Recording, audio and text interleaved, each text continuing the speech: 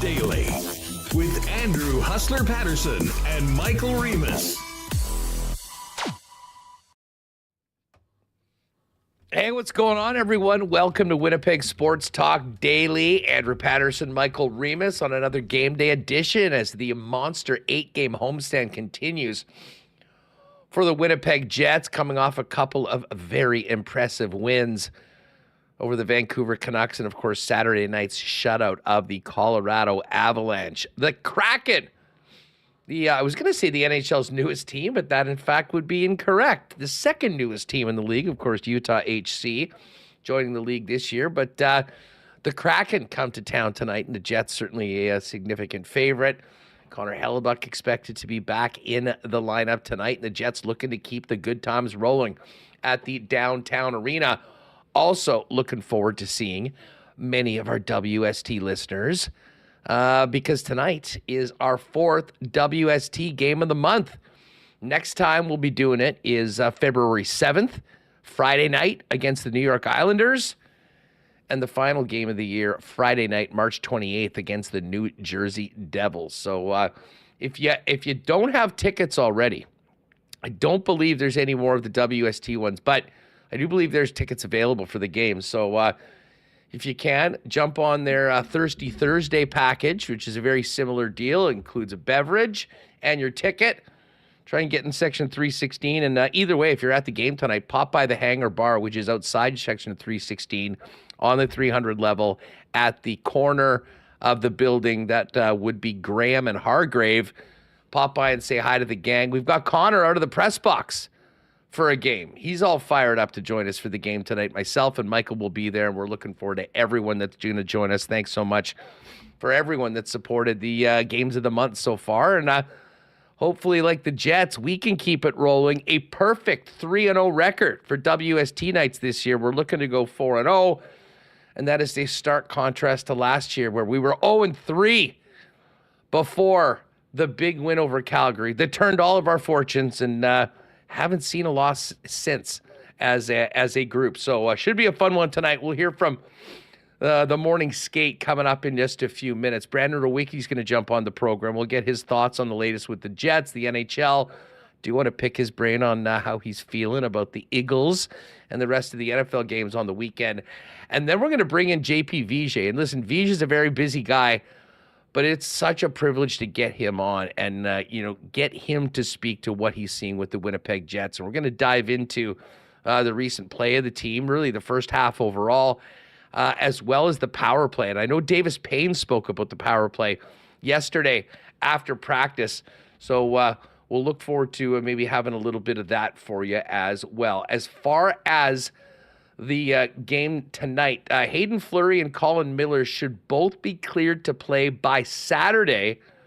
Scott O'Neill hasn't committed to anything regarding the defensive lineup, saying that he doesn't know what he's going to do yet tonight. I guess we'll see what happens tonight and then make those decisions. I can tell you that Vlad Nemetsnikov and Mason Appleton skated on their own this morning.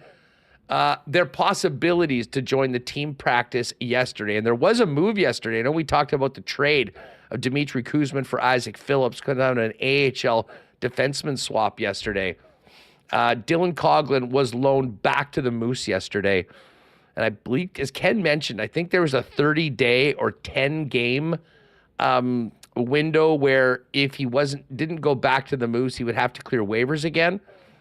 So they did loan him to the Moose right now. And it does look like we'll see Logan Stanley and Ville Heinola once again as the third pairing for tonight. Another look at Ehlers, Lowry, and Iafallo this evening. Of course, the top line, Connor Scheifele, Velarde. And if you missed the way the bottom six is looking right now with the recent changes and injuries, Rasmus Kupari in between Nino and Cole Perfetti.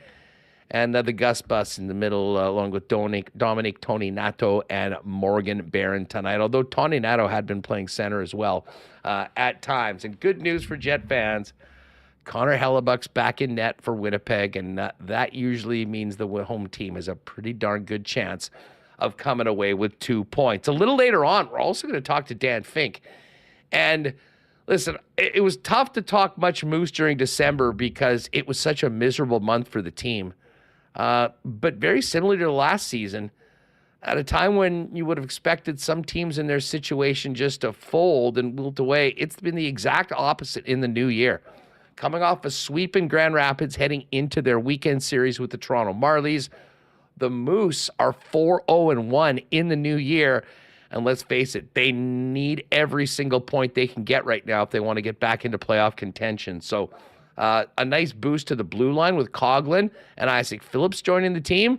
We'll get the latest on the Moose later on with Dan Fink as well. And, of course, hit the Coolbet lines heading into a busy night in the National Hockey League. Just before we bring in Michael Remis, a big thanks to all the sponsors that make this show happen each and every day. Our partners at Princess Auto, Coolbet Canada, Rolly's Transfer, Manitoba Battery, fansfirst.ca, Canadian Club, Wallace & Wallace, the Winnipeg Jets, F Apparel, Little Brown Jug, Boston Pizza, Royal Sports, and we'll definitely get to a why not question of the day for Not Autocorp over at Waverly and McGillivray. Michael Remis, WST night tonight. I'm fired up. How are you? Yeah, very fired up. Looking forward to seeing everyone. Got to pick out my outfit for tonight. Your game day fit, always very important. Got to look good when we're at Canada Life Center for the Jets game. But also, are you gonna do a TikTok, a get ready with me TikTok, where you can deciding on your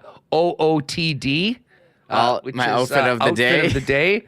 And, gonna stand in front of the mirror, just list off my outfit and tell you where I got everything. That's what you do now. It's how you go viral. So hopefully we can get there one day, Hustler. And we got to do more outfit of the day for the show, I think. I should do that. This is my Slamberg jersey. I happen to get it at FanFest, a great spot to get good deals on a number of their items. Actually, to be honest on that, a lot of the stuff that I do wear to games has come out of our shows at FanFest for the last 2 years. Always jump in, especially when we're there early. Yes. That big pro shop sale. Some great deals to be had there. And tell you, it's even more fun throwing the 54 on now that he is back in the mix. And he's been a big mix in the better results of the PK lately. The power play keeps rolling. And I guess, tonight for the Winnipeg Jets, you just want to see more of the same because these last two wins after, a tougher night against the LA Kings where they at least did get a point on Friday night have been two of the more impressive performances of the Jets that we've seen this year. Yeah, we said this homestand was a great opportunity for them to build on their league best record after the grueling schedule in November, Huss, where so many time zones and road trips and, back-to-back, all that. But they've been at home, they're comfortable, and they're playing well. I mean, it's great that it's freezing outside because there's nothing else to do except for think about how good you're going to play in the next game. And they played great on Saturday against Colorado, dominated Vancouver. Up next, it's Seattle's turn. So what are they going to look like tonight? It hasn't been, Seattle got out of the gate and set high expectations for the franchise. I think Vegas raised the bar for an expansion franchise very early by getting to the Cup final in year one. And I think Seattle, I think Seattle, people that, hey, they're getting a team and they made the playoffs, but kind of a couple steps back. And you look where they are in the standings now, 41 points in 45 games. They're seventh in the wild card chase, behind many teams. So I don't think it's gone as well for them as they would have liked, but they have some young talent in there. Matty Beniers, he's centering the top line with Jaden Schwartz and Capo Kako, who's fit in really well there since they got him from the Rangers. Shane Wright, is a former top pick. He's on the third line with McCann and Tolvin. And they've had a lot of very good players, but they don't have that. I don't know if they have that superstar, Huss. And Montour was the big free agent signing. So I'm curious to see what Seattle is going to look like. They're coming in. They're on a road trip as well, 4-5-1 in their last 10. So that was. Listen, they got Montour in the offseason. He was a big signing. The other big one, remind me what Chandler Stevenson got from the Kraken again? A lot. It was a lot. He's got 6 goals. He's got 30 points. I mean, he does have 24 assists, which is number 1 on the team. And it's been a slow year for Matty Beniers, who 8 goals, 15 assists, 23 points in his third season after winning that Calder this year. We'll also get a chance to see Shane Wright He's kind of a half point a game number, kind of in, 8 goals, 13 assists, 21 points so far as he gets his feet wet in the National Hockey League as a regular. One guy that I am going to be paying attention to, Remis, and this is as we get closer to the trade deadline, as we've seen his name on a number of trade bait boards, has a lot of playoff experience and has been a big-time part of some big Tampa wins in the past, is Yanni Gourde. Now, Gourde does not have big offensive numbers this year. Most players on the Kraken don't. And he's missed some games. He's only played 35 games. 6 goals, 10 assists for 16 points. But he is that sort of middle six center that can play a number of different roles that I wouldn't at all be surprised if the Winnipeg Jets were somewhat kicking tires or interested in at least discussing with the Seattle Kraken, depending on what else is on the market at the center position. Yeah, we'll see what happens with him. He's actually injured right now, so I don't think he's still out. He's still out. We're getting a good look at him. But one player who is a UFA, who is in the lineup, Brandon Tanev, has a UFA after this season. He signed that huge deal with Pittsburgh. The last year, he's got a 10-team no trade list, $3.5 million. I wonder what happens with him. And if you want to, we joke about, bringing players home. Like, what if the Jets, they need a right shot side D? What if they brought back Trouba? We talked about that a while ago. But what if Brandon Tanev, acquired him to be a bottom forward? I think they're pretty set there. I don't know if there's a spot for him, but it is fun to reminisce about the Jets, run to the West Final in 2018. Hey, listen, I've got a lot of time for Tanev, and considering he's, doesn't have a contract for next year, it's not like you're getting this on the books for the next few seasons. And we'll ask this to JP. I'll be interested to get his take on kind of what he'd be looking for right now. I don't think the Jets have many needs when it comes to the bottom of the lineup. I mean, I think pretty much everybody that's been in the fourth line, third line, whatever you want to call it this year, has acquitted themselves very, very well. And I think we realized that, the need, if we're talking forwards, would be somebody else at the center position that could, play, beyond Lowry and Scheifele, and in between, those two and Rasmus Kupari. Depending on, which kind of formation of the Lowry line that we have. So, obviously, we'll be taking a look at a few Seattle players because I do think the Kraken could be a pretty active team when we get to the deadline. But for tonight, Jets are just looking to grab 2 points and get things and keep things rolling. You know what else we got today, Remis? And maybe we'll get into these clips, I think. And maybe once we're finished either with JP or with Finker, we'll go through. But our wait is over, and we do have the Blue Bombers schedule for the 2025 season. Better late than never, and we can now plan, and Bomber fans can now plan their summers around watching their favorite team out at Princess Auto Stadium. Yeah, we've been waiting a while. Where is the schedule? What we got to plan our summer? Why isn't this out yet? How hard is it to come out with this thing? Usually it comes out in December, but they did announce it today, and here's the Bombers schedule. One thing that stood out to me about it has week 1 bye. I don't know if that's great, but hey, it is. It's not great. It has to be the worst week of the entire year to have a bye. Bombers have had great buys over the last few seasons, so I mean, sometimes you just got to take it the way it is. I mean, until we get a 10-team league and can condense the schedule or, have buys a little more spread out for all teams, that's a little more even, you're going to have these kinks in the schedule. Every week, somebody's on the buy. So, yeah, the Bombers starting it. And by the way, after a preseason that simply includes 2 games against the Saskatchewan Roughriders before they played 3 times in the regular season. Yeah, and the Bombers playing the 2 games against the Saskatchewan Labor Day Classic and the Banjo Bowl. That's August 31, Sunday at 6 p.m., and then Saturday, September 6th at 3. They played the 3rd game, week 20, the second last week of the season, Friday, October 17 at 7 p.m. That is a home game. The CFL did note in the schedule release there were some concerns last year about quick turnarounds in between games. They noted no clubs have a 4-day turnaround, no clubs have more than 2 5-day turnarounds, and no clubs have more than 3 instances of playing an opponent that is coming off a bye week. And then they also noted there's a 44% increase in afternoon games, that's 4 p.m. or earlier local time, compared to last year, that's 23 games. They note providing families and kids more opportunities to come together at the stadium to cheer on their favorite teams. Here, I can pull up the schedule here. They do have the 2 preseason games against Saskatchewan. And yes, week 2, the home opener against the BC Lions, former Bombers OC Buck Pierce, now the head coach in BC. But I did notice a lot of games playing the same team back-to-back.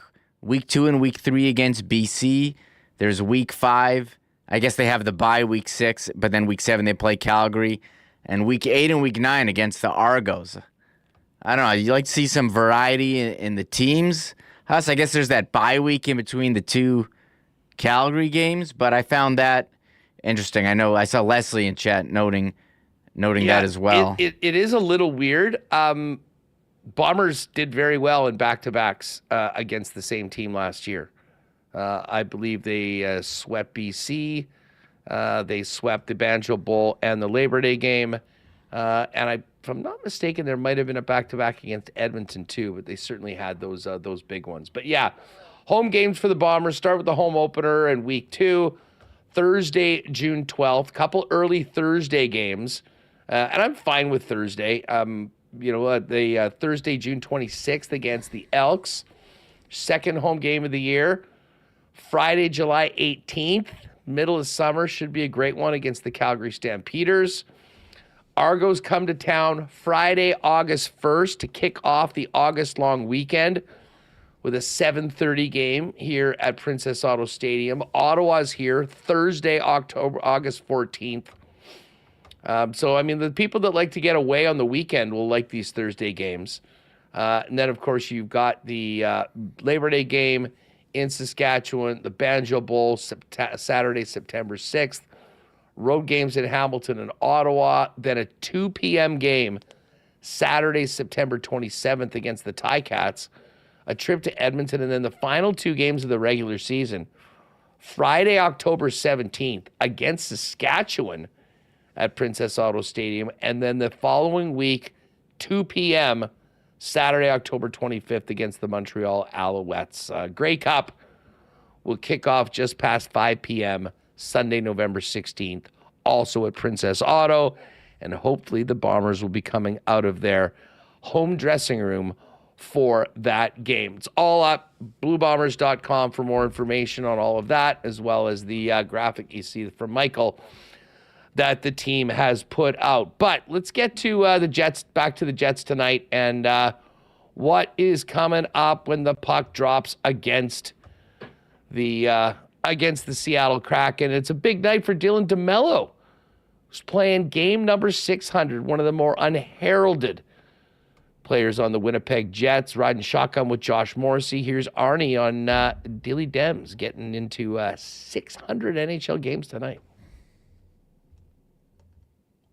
Veteran player that's been around, and certainly for my experience with him last couple of years, playing in that top 2 role there with JMO, the chemistry those two have built. He's been a good leader for us. He's always out there matched up against usually the top 6 lines and top 6 forwards, and that's a big challenge every night, and I think it's one that he likes to sort of attack, and he knows it's part of his what he has to do each game, and he's done a great job for us. Testament to his resilience too. A guy kind of late round draft pick, kind of grown into a top pairing guy. I mean, I know that he moved around a little bit. I know he started in San Jose and kind of played with a veteran group there and learned some things along the way. And I think that I think he recognizes the biggest thing about any player is once they realize what their strengths are and what they're good at, and to do it every night on a consistent basis. And that's probably the biggest thing with Mel, is that you usually know what you're getting. 82 games a year, you know what you're going to get from him. All right, so there's Scott Arniel on Dylan DeMello playing number 600 tonight. Now, these two teams have played earlier this season. It was pretty earlier in the year, if I can remember. The Jets and Kraken. It was October 25th. So the first few weeks of the season. Nino Niederreiter had a couple. The Jets were up 3-1, blew that lead. But then Nikolai Ehlers to the rescue in overtime, and the Jets won 4-3. Here's what Arnie had to say about the Kraken, and just a thought back to their first meeting earlier this year. That was a long time ago. I think that was Game 7. I know they're coming off. They're coming back west there on a trip, and they're a team that they transition well. They have a real good attack. If we're going to get after them, we got to make them defend, and that's obviously you say that for a lot of teams, but I think that for us, making sure the one thing they did into their building, they had a lot of rush opportunities against us. We had a little bit to do with us turning over the pucks, but just trying to get off to a good start. Some of the things that we've talked about, be good in the first again, and sort of force them to kind of chase us. All right, Scott Arniel on tonight's opponents, the Kraken. And here's one more from Arnie. An update on the defense, in particular, Hayden Fleury and Colin Miller on their potential return, and a general injury update. In terms of your blue line, obviously Dylan Coghlan went back to the Moose yesterday. Would Hayden and Colin and potentially be options as early as Saturday? Yep, they're both up and running. So now we were at 9, now we're back to 8. This is the first time all year we've ever been in this position. So we're going to have to, I don't know what my plan is yet, but they do need to get in the lineup. Then just on Vladdy, haven't seen him skating. Yeah, him and Apple skated this morning. Okay. Real good chance they're in tomorrow's practice, I think, with a yellow jersey on. I'm not sure about both, but they've both been skating earlier than the team, and a little bit of conditioning, but both should be kind of up and running maybe for the road trip. All right, so good news on former Kraken, Mason Appleton, and Vlad Nemetsnikov, and of course, potentially good to go for the Calgary game, country night at Canada Life Center on Saturday for Miller and Fleury. So we know who's in tonight. We'll see how the game goes and discuss tomorrow heading into the game on Calgary. But let's hear from Dylan DeMello. 600 tonight for him. Here's DeMello on the milestone, but also just on how he and his team has been rolling lately. Yeah, I think we've been really good with our puck management.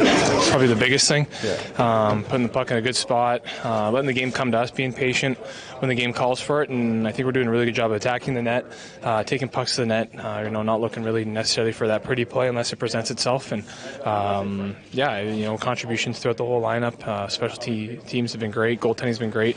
We've been in a lot of areas we've been really good. Game 600 tonight for you, Dylan? Does number 1 feel like it was just yesterday, or? Some days it feels a long time ago, but I guess when you look back, it's in a blink of an eye, it goes by pretty fast. So, it's 600 is pretty cool. Pretty happy about that. Hopefully, we can play maybe 600 more. We'll see. Knock on wood. But obviously, to do it here with these group of guys too, and play a bulk of my games here in Winnipeg makes it even more special.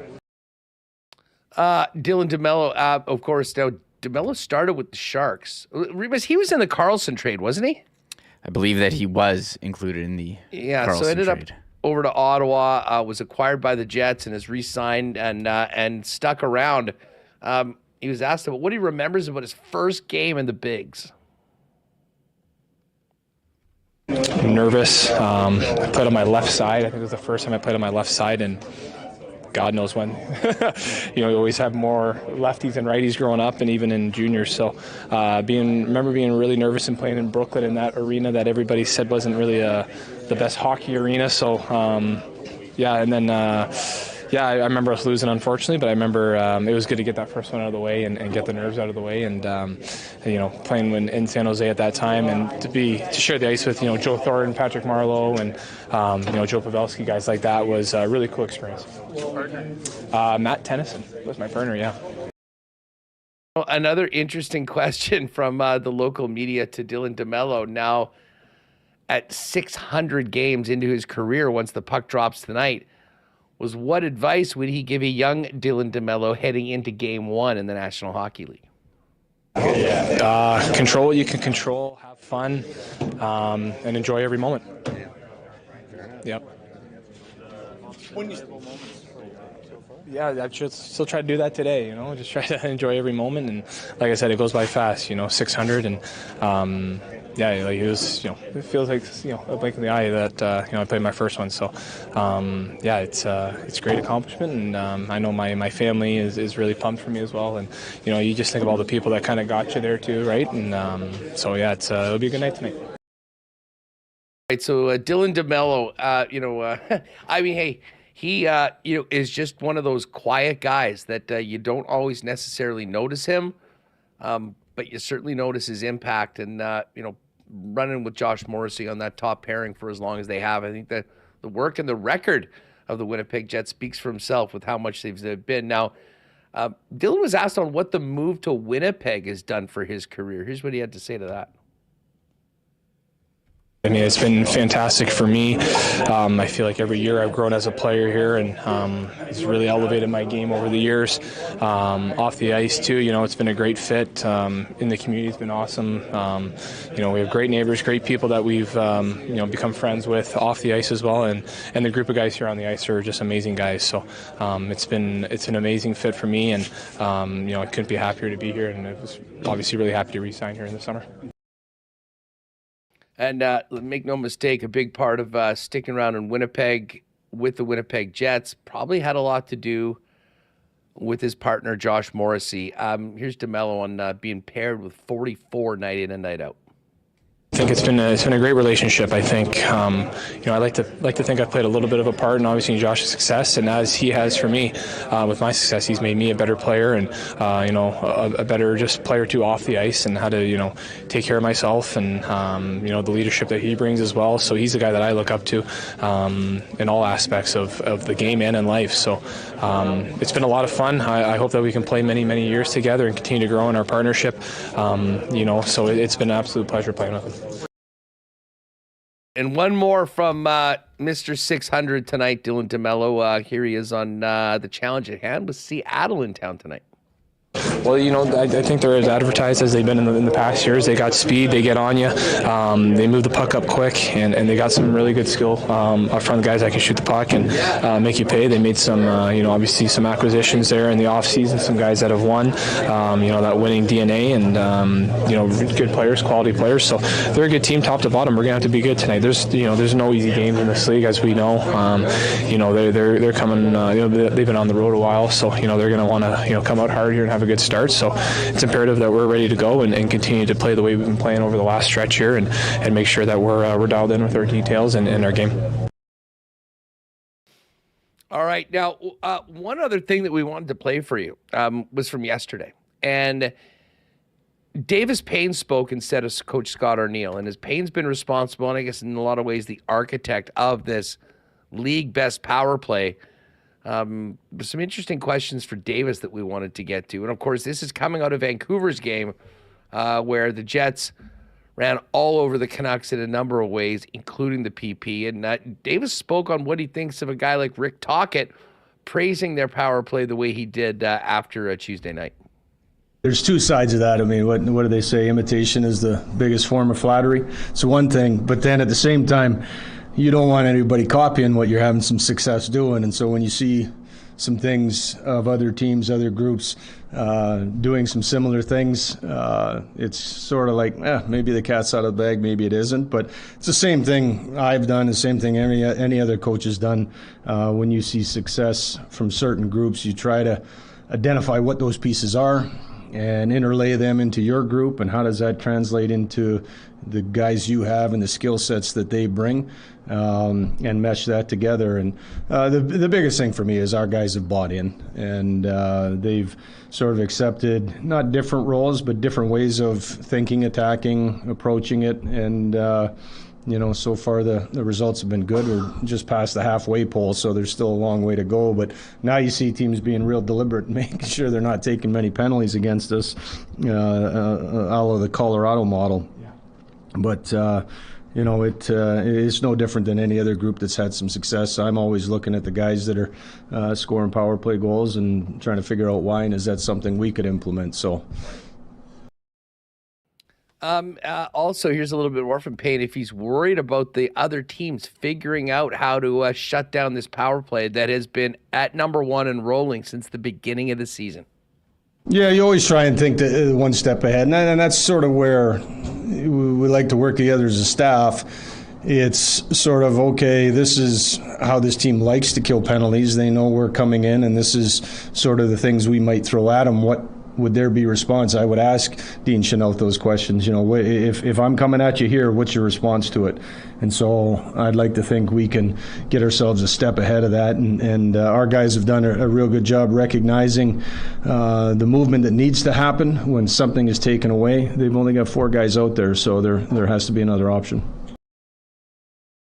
All right, a couple more interesting clips from Davis Payne. Here he is on what he's learned about Gabriel Velarde this year, who has been such an integral cog in the Winnipeg Jets power play machine. Well, I think it's important in having skill in different areas of your power play. And so when you look at it, we've got skill coming from top down. And with a guy like Gabe, you've got skill coming from the bottom up. Maybe it's an economic study that works or doesn't work, I'm not sure. But, in years past, I've really felt the importance of watching penalty kills sort of evolve into the things they've been doing, whether it's a top-down system or a diamond system or a checkpoint system. There has to be another way to attack. And, in Los Angeles, we had Dustin Brown, who's a big, strong guy who can make some plays down there.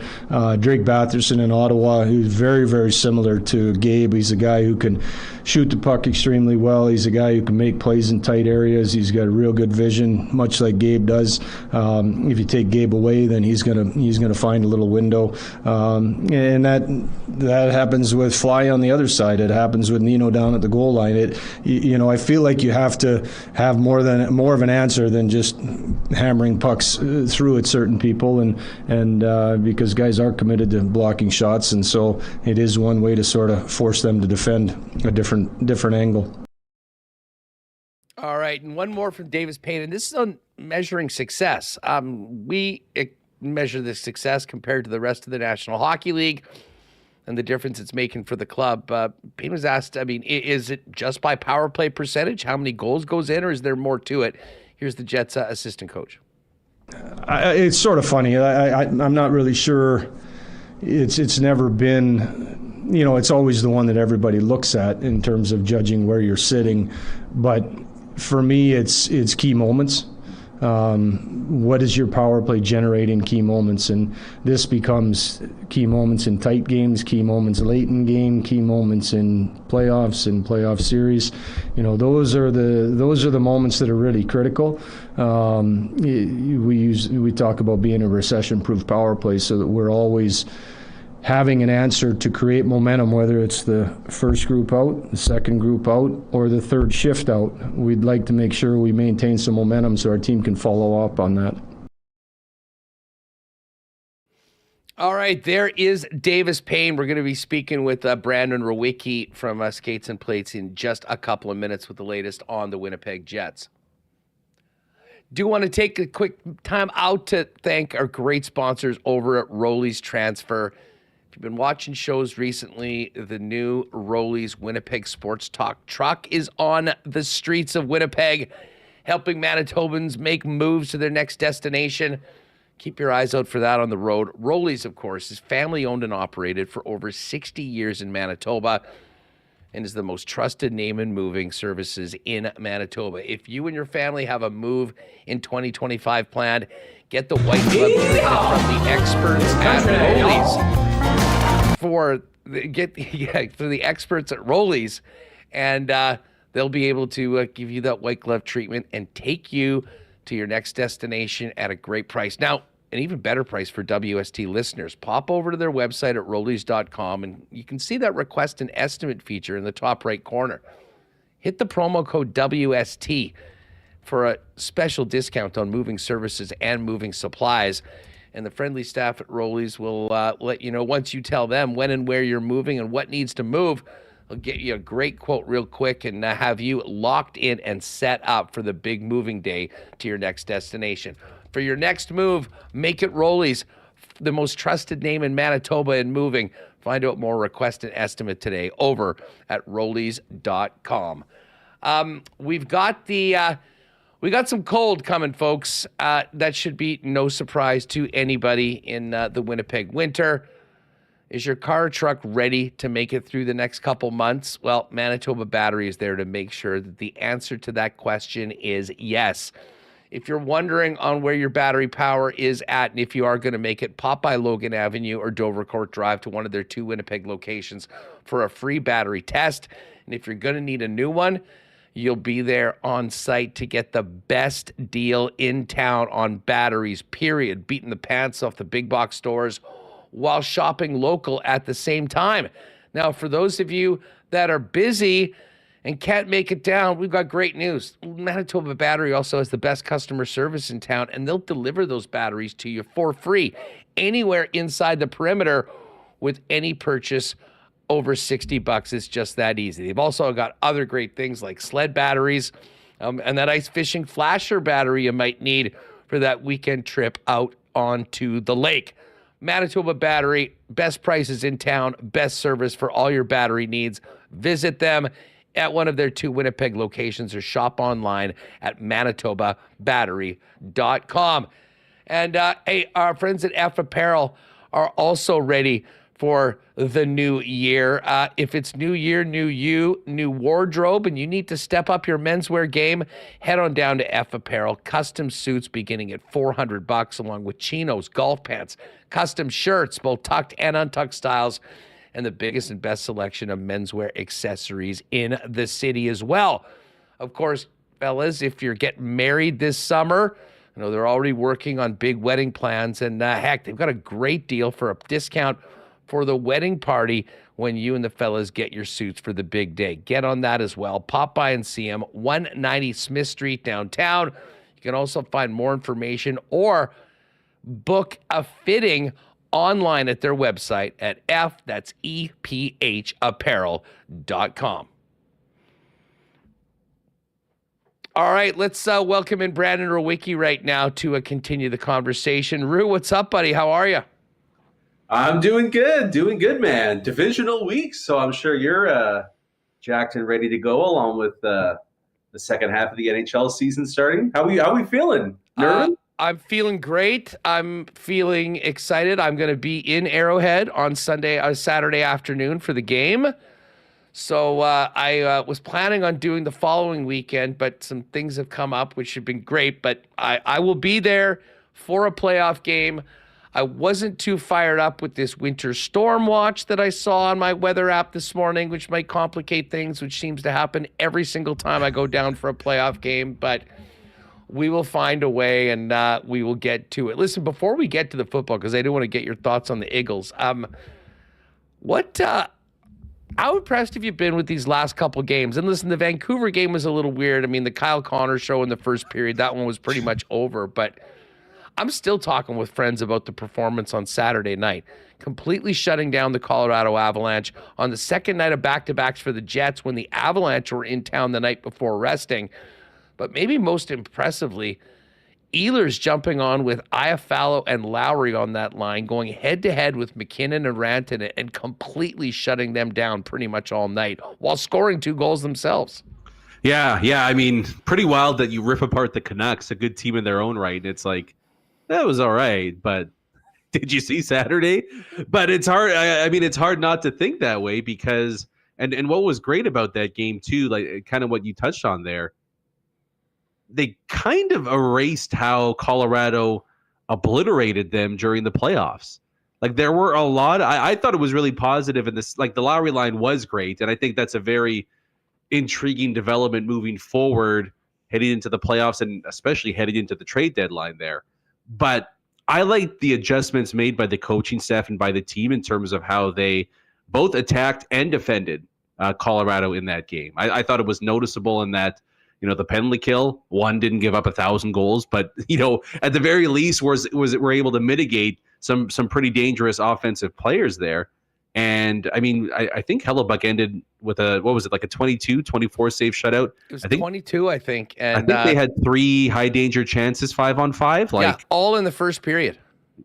I mean, we're still kind of getting used to this team as an elite defensive team compared to where they were 3-4 years ago. But that number is astounding. And I get it's not the playoffs. I get it doesn't wipe away the 5-game defeat.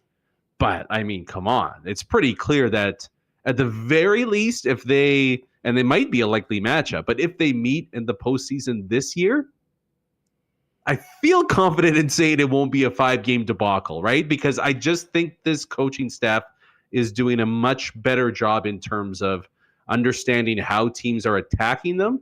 And then at the very least, in terms of their style of play and how they go about it, making the right adjustments, changing things up here and there, and at least being a little less predictable in terms of, once you play the same team over and over and over again, can you alter that and avoid what we saw last year? And I think that was just a alter that and avoid what.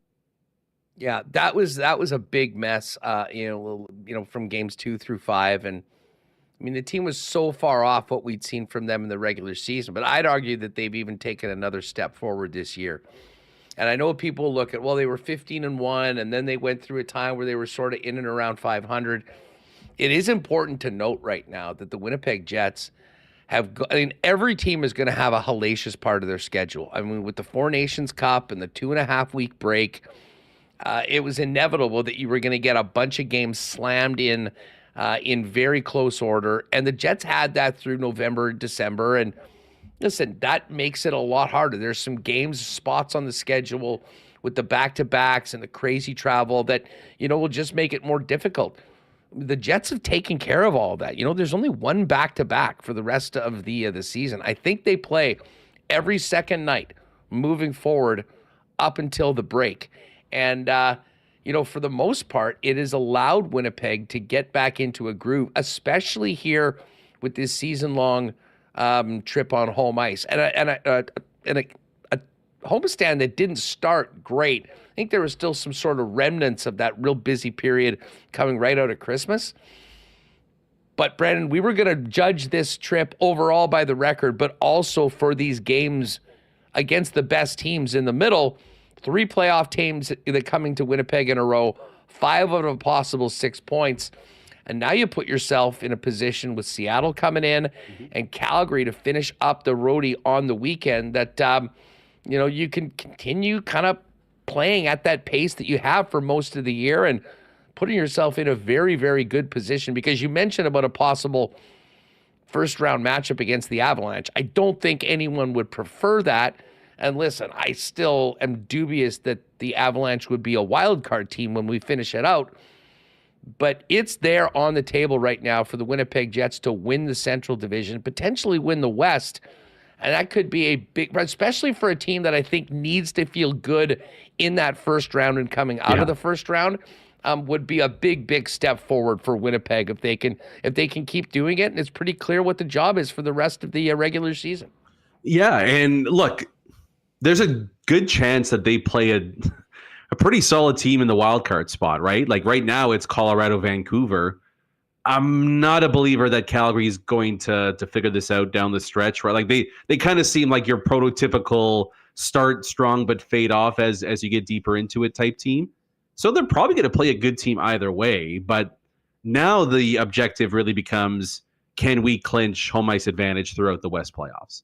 And that, it's going to be a battle with how Vegas is going right now, but it's a legit possibility here. And at the very least, you set yourself up for the most success. Doesn't guarantee anything, obviously, but at the very least, it puts you in the best spot to move forward with. And again, Hellebuck's not going to like this, but depending on what happens with Vegas, you can't really control that too much. But if you kind of end this last stretch late January, early February, and you've got a nice little cushion here, at least you have the option to potentially ease the workload on Hellebuyck down the stretch if you've got maybe a 8 to 10 point lead on second in the division, right? Like at the very least, it gives you options, and you're not, we're confirmed guaranteed to give Hellebuyck 60 plus starts here. You know, I kind of like having a little bit of flexibility in your back pocket here. They play basically every second day until the tournament gets underway here, so it's a nice middle ground of busy but not crazy. Yes, there's travel involved, but that's the way the NHL schedule works. So at the very least, they've kind of gotten over that late 2024 malaise. And yeah, it's much closer to the team we saw in the first 18 games of the season. You know, and just on Hellebuyck, and man, I mean, you know, I'll get your thoughts on, you know, how realistic his Hart Trophy chances are right now. But and listen, I may be different than others. I really don't worry about the amount that he's playing, considering, you know, the way the schedule is right now. I mean, you don't want to throw the guy out all the time in back-to-backs and playing 3 or 4, and they really haven't done that. But for Hellebuyck, you know, for all the talk about, he played too much the last couple of years. I mean, 2 years ago, they were floundering down the stretch. Yeah. They blew their lead, and they had to play him 13 straight games because they didn't feel comfortable throwing Big Save David, and they were basically playing playoff games at that point just to make it. And they got in at 8th. Last year was a different story. They were in a very good spot, and, you know, he still played quite a bit down the road, but you did have a little bit more. I have no time for Hellebuyck was tired, and that was the reason why the series went. Anyone that watched games 2 through 5 knew that you could have had Martin Brodeur in his prime, and with the looks and the goals that were going in, I mean, this wasn't just this wasn't an even series and the goalie was off. There was so much more to it. So I look back, 17-18, when Hellebuyck went and the team went on the long playoff run, he played 67 games that year, the most that he'd ever had. So I think Smart managing his workload based on the games and, you know, when he feels like he needs it will be smart. But I really do think he's probably going to end up in that 62, 63 number. And it'll be how he's feeling. And I think it'll be a very nice situation to have him going into the first round of the postseason. Yeah, and that's fine. I mean, and I would agree with the assessment. Like, fatigue wasn't why the goals went by him in the Colorado series. But I would say I'd be interested to see what a Hellebuyck with 55 starts in a year looks like come playoff time. Like I'm open to the idea that maybe yeah, that's what'll end up happening, and that it's the Jets' fault that he didn't get enough action. But I just like options, right? And you could be more selective, right? Where it's like, okay, maybe he ends up playing 60 games, but we have this stretch here where we play 3 times in 8 days. We can give him 2 games off. And, you know, he doesn't miss that many games, but he gets, you know, a little over a week off, right? And the body's refreshed and you're good to go there. So it's more so along those lines. And I mean, I guess he would have been, 24-ish, 25 in that 17-18 season. I mean, I know the struggle in my mid-30s. Hellebuyck's getting there. You know, the 60 You're no Connor Hellebuyck. Yeah, well, it's going to hit a lot harder. 62 is going to hit a lot harder at 31 than it did at 24. So that's all I'm saying. Well, the other thing that we have to think about is the Four Nations, because in all likelihood, he'll be going out in game number 1 for Team USA and probably playing, I mean, if things go well for the Americans, in 4 games in that tournament. And again, it's 4 games over 2.5 weeks, less so than you'd normally play in the regular season.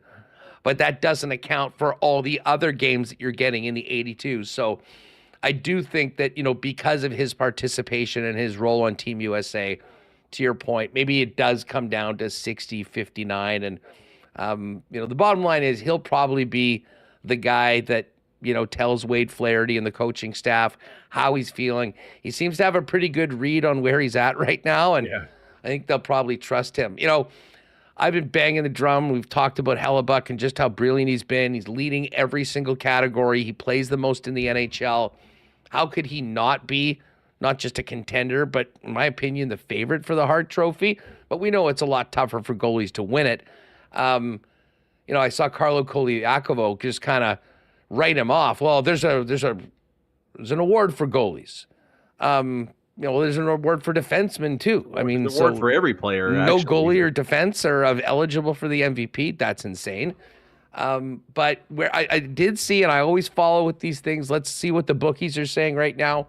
And in that TSN segment, it was incredibly close. You had Draisaitl or McKinnon at plus 340, the other at plus 350, but Hellebuck at plus 360, which is essentially a 3-horse race, and then a bit of a gap for the others. If Hellebuck can continue to play at this level, and he finishes the season in and around a 2 goals against average and leads the league in every category, do you think he'll get it? No. And I think it's mainly because when we see goalies win MVP, it's because there's a lack of high-end candidates in the forward group, right? Like when Carey Price won when Carey Price won every award that year, wasn't it like Ben and Tavares had 86 points, right? Like it's a lot easier to give a goalie an MVP when the highest scoring player in the NHL is basically a point a game forward. Hasek was obviously in the dead puck era, so it wasn't like you had 140 point seasons like you're seeing right now. I just think that when the voters get down to it, and your potential choices might be Nathan McKinnon and 140 points, Leon Draisaitl and maybe 60 goals, they just historically shied away from making a goalie the part of the equation there. I don't necessarily agree with it, but we've always seen voters tend to skew that way. What about this? Let me just pose this caveat to it, because I think this is going to have everything to do with how seriously he's considered. How much better are his chances if the Winnipeg Jets win the Central and potentially win the West? If you're the number 1 team and this guy is putting up historic numbers, leading the league in every category at his position. I think it would have to be something along the lines of the Jets win the President's Trophy, Hellebuck cracks 10 shutouts, and his numbers are basically the same or maybe slightly. I don't know if they can get slightly, but you kind of get my drift, right? Like, I think it's going to take something like that to... Sitting around a 2 and a 930. Yeah, which he's capable of, but I just think it's going to take a really, really big push for him in the second half here to get himself into the mix. I think he's deserving. I think Quinn Hughes is deserving too. He's not even going to get a sniff of it, though. Defensemen, even more than goalies, actually, don't win the award. He was next on that list, but he was 15-1, so it shows there's those 3 categories, and then, McDavid, I think, was there as well, and he's always has the potential of going nuclear. But the funny thing is, you talk about those 2 guys. Draisaitl has McDavid. They're not usually on that same line, at least so far this year, but occasionally they do. They're together on the power play. Right. And listen, Rantanen is a world-class player who's 4th in scoring right now. No one ever seems to talk about that with Nate McKinnon, but, it's not like he's doing it all by himself on that top line. Yeah.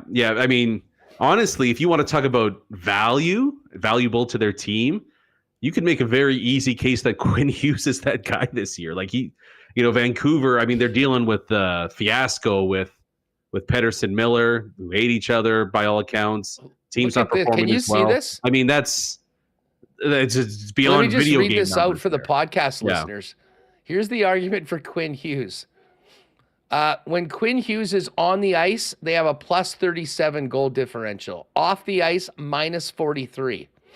Shot attempts on the ice, plus 478, minus 612. That's 1,000 shot differential, and the scoring chances 199 to the good with Quinn Hughes, minus 274 to the bad without him. I will say those are pretty compelling arguments as well.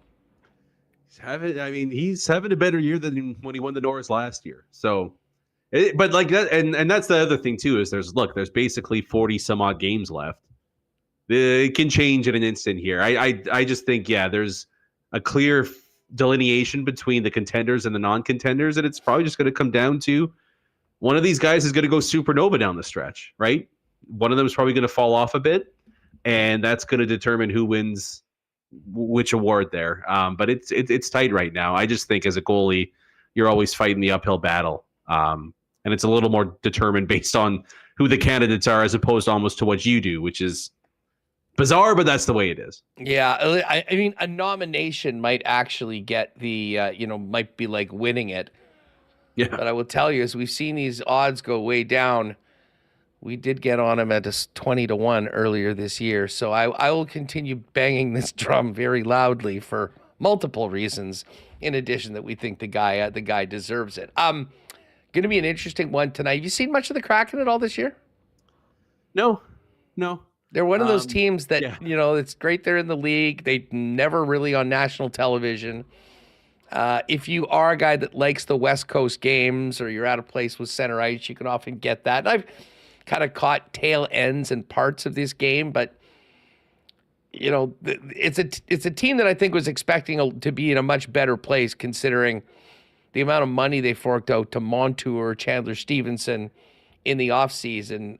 But I mean, this team moving forward is really going to be along the likes of Matty Bernier's taking that next step, Shane Wright turning into a solid NHL regular, and having the young guys kind of blossom into into top NHLers. Yeah, they're in all reality what an expansion team should be, probably, right? Like, Vegas is the major outlier in all this, but the Montour deal I didn't mind. Stevenson was just an overpay from day one. But I get the general sentiment of what they were going for, where it's like we've got Beniers, we've got Wright, we've got Berkeley Cadden coming up. You want to like insulate them with some veteran presence. I just felt like, couldn't you trade for a guy that's got maybe like 2 or 3 years as opposed to overpay for 7? But I either way, I mean they're a good team. They're fast. They're deep. They're kind of like Minnesota was last year, to be honest, where it's like it's not a easy outing by any stretch of the imaginations, but goaltending has been mostly down for them, especially when Grubauer's in net, but mostly down for them since they've become a franchise in the NHL, but they've just got contributions up and down their lineup. Beniers hasn't taken the leap that a lot of us maybe thought he might so far, but again, development isn't linear in pro sports, right? Just because you win Rookie of the Year doesn't mean it's up. He's having a little bit of struggles right now. The one interesting thing with Seattle is more so towards the deadline, and a guy like Yanni Gourde, who I thought maybe they might move last year. But that's a guy that's going to have a ton of suitors. Well, let me hit you with this, because I actually brought his name up, and it doesn't look like, I think he's still out of the lineup right now. So we won't see him tonight, but that, like, especially with Lowry playing with Ehlers and the potential that line sees some of the more top matchups and gets Ehlers out there a little bit more. Yanni Gourde's the sort of a guy that can play somewhere in that middle six with a lot of playoff experience that I think actually might be someone that the Winnipeg Jets would be interested in. Yeah, I thought he was a good fit last year. Like someone they could have acquired, and then you have him for 2 runs, right? But it's really interesting, especially because stylistically it's the same. I do have to run quickly here, but I don't know if I made this comparison on last week, so apologies if I repeat myself here. But when Chicago won one of their cups, they had obviously Jonathan Taves down the middle, but then they had actually Michael Handzus centering the second line with Patrick Kane, and it kind of I can see a lot of similarities between Adam Lowry's game and Michael Handzus' game, and while Ehlers isn't a 1-for-1 swap of Patty Kane, you can kind of at least stylistically start to see some of the similarities there. And then the big part of that, though, really is if that line continues to play as good as they have been, you can get a guy like a Yanni Gourde or a third line center of that ilk that is an improvement over what you have currently, but it's not a first round pick going the other way, right? I have a bit more to add to the blue line. There you go. So it really, and that's why I like that they've made this switch here, is that, okay, we can get a sense of what we got here. And if you can fill it internally, that's a massive improvement. And yeah, you can kind of allocate your assets as you see fit there. Hey, I know you got to run. How you feeling about the Eagles real quick on Sunday? Yeah. They're really testing the don't critique a win mantra that a lot of, I guess the Chiefs just win one score game. I know all about that. But yeah, so like they're testing it. I'll always feel good about a West Coast team needing to travel east in a tough environment. I think I'm still feeling all right about it. Let's say that. At least the defense is playing top notch. But Ravens or Bills? Who wins? Ooh, I like Baltimore right now. I think they're a little tough bit to pick better. against when Derrick Henry broke that one big one against Pittsburgh. It was like, oh yeah, that's why they paid him. That They makes just sense. broke the Steelers. Hey, Yeah. Bell, thanks for doing this. Enjoy the games on the weekend and this one tonight. Yeah, sounds good. Enjoy as well. We'll talk soon. Good stuff. There's Brandon Rewucki from Skates and Plates. Check out Skates and Plates wherever you get your favorite podcast. We are going to check in with the Manitoba Moose a little bit later, but as Remis put in the chat, there is a link right at the top of it. Got some tickets for the game on Sunday. So if you'd like to throw your hat in the ring to win those tickets, make sure to click that link and follow the instructions. As I mentioned, JP Vigier coming up in just a second. Do want to thank our friends at Princess Auto for their great support of Winnipeg Sports Talk. Of course, Princess Auto, founded in Winnipeg, headquartered in Winnipeg, now coast to coast, but with 3 Winnipeg locations to serve you. Princess Auto is where you'll find the best deals on the most unique assortment of tools and equipment around. Everything you need to complete those projects on your list or start something new is at Princess Auto. Pop down to the location on Panet Road, Portage Avenue West, or for the folks in Westmount in Brandon, and check it all out for you. And of course, you can get working 24/7, 365 on those ideas by checking out the Princess Auto website and shopping online as well. Be a minute before we're at Princess Auto Stadium, but we've got that Bomber schedule, so we'll count down to the days. And in the meantime, pop by your local Princess Auto today. Got to give a big cheers to our friends at Canadian Club, Canada's favorite Canadian whiskey. Speaking of Princess Auto Stadium, Canadian Club, of course, is the official spirit of the Winnipeg Blue Bombers. Looking forward to seeing and cheersing many of you in the north end of the stadium at some point next year. But in the meantime, 12 months a year, Canadian Club is Canada's favorite original Canadian whiskey since 1848. Pop by your local Manitoba liquor marts and look for the Canadian Club display featuring Canadian Club Classic, Canadian Club 100% Rye and more. And when you're popping by your local beer store, keep your eyes out for Canadian Club and Ginger Ale, pre-mixed cocktails in cans available at vendors throughout the city. Also want to thank our friends at Wallace & Wallace for their great support of Winnipeg Sports Talk. Of course, Wallace & Wallace has been the fencing and overhead door specialists and leaders since 1946, serving both commercial and residential customers. If your property needs the security and protection of a new fence, Wallace & Wallace has every kind you could possibly need.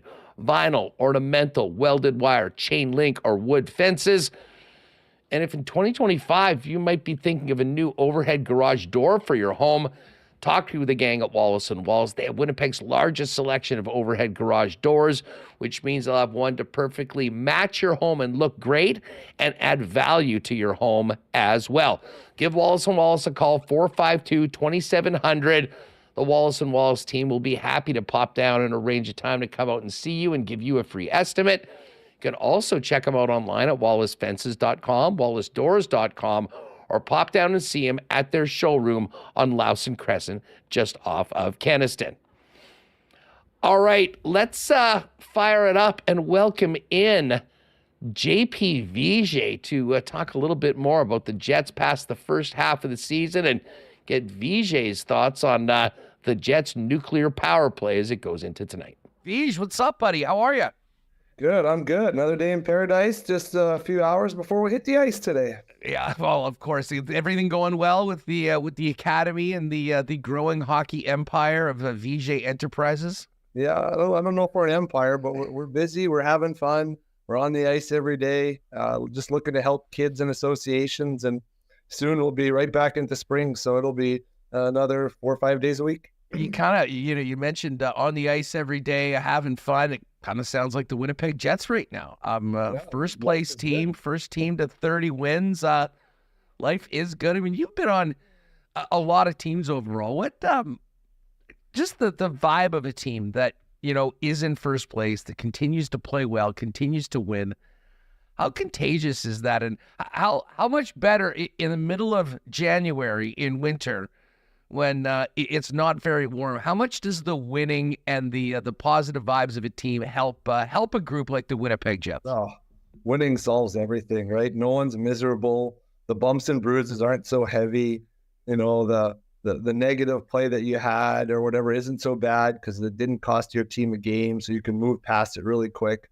I mean, life is way better when you're winning. There is no doubt. It just solves a lot of problems, and it probably hides a lot of things on the back burner. As we all know, the Jets are good, not perfect, but really good right now.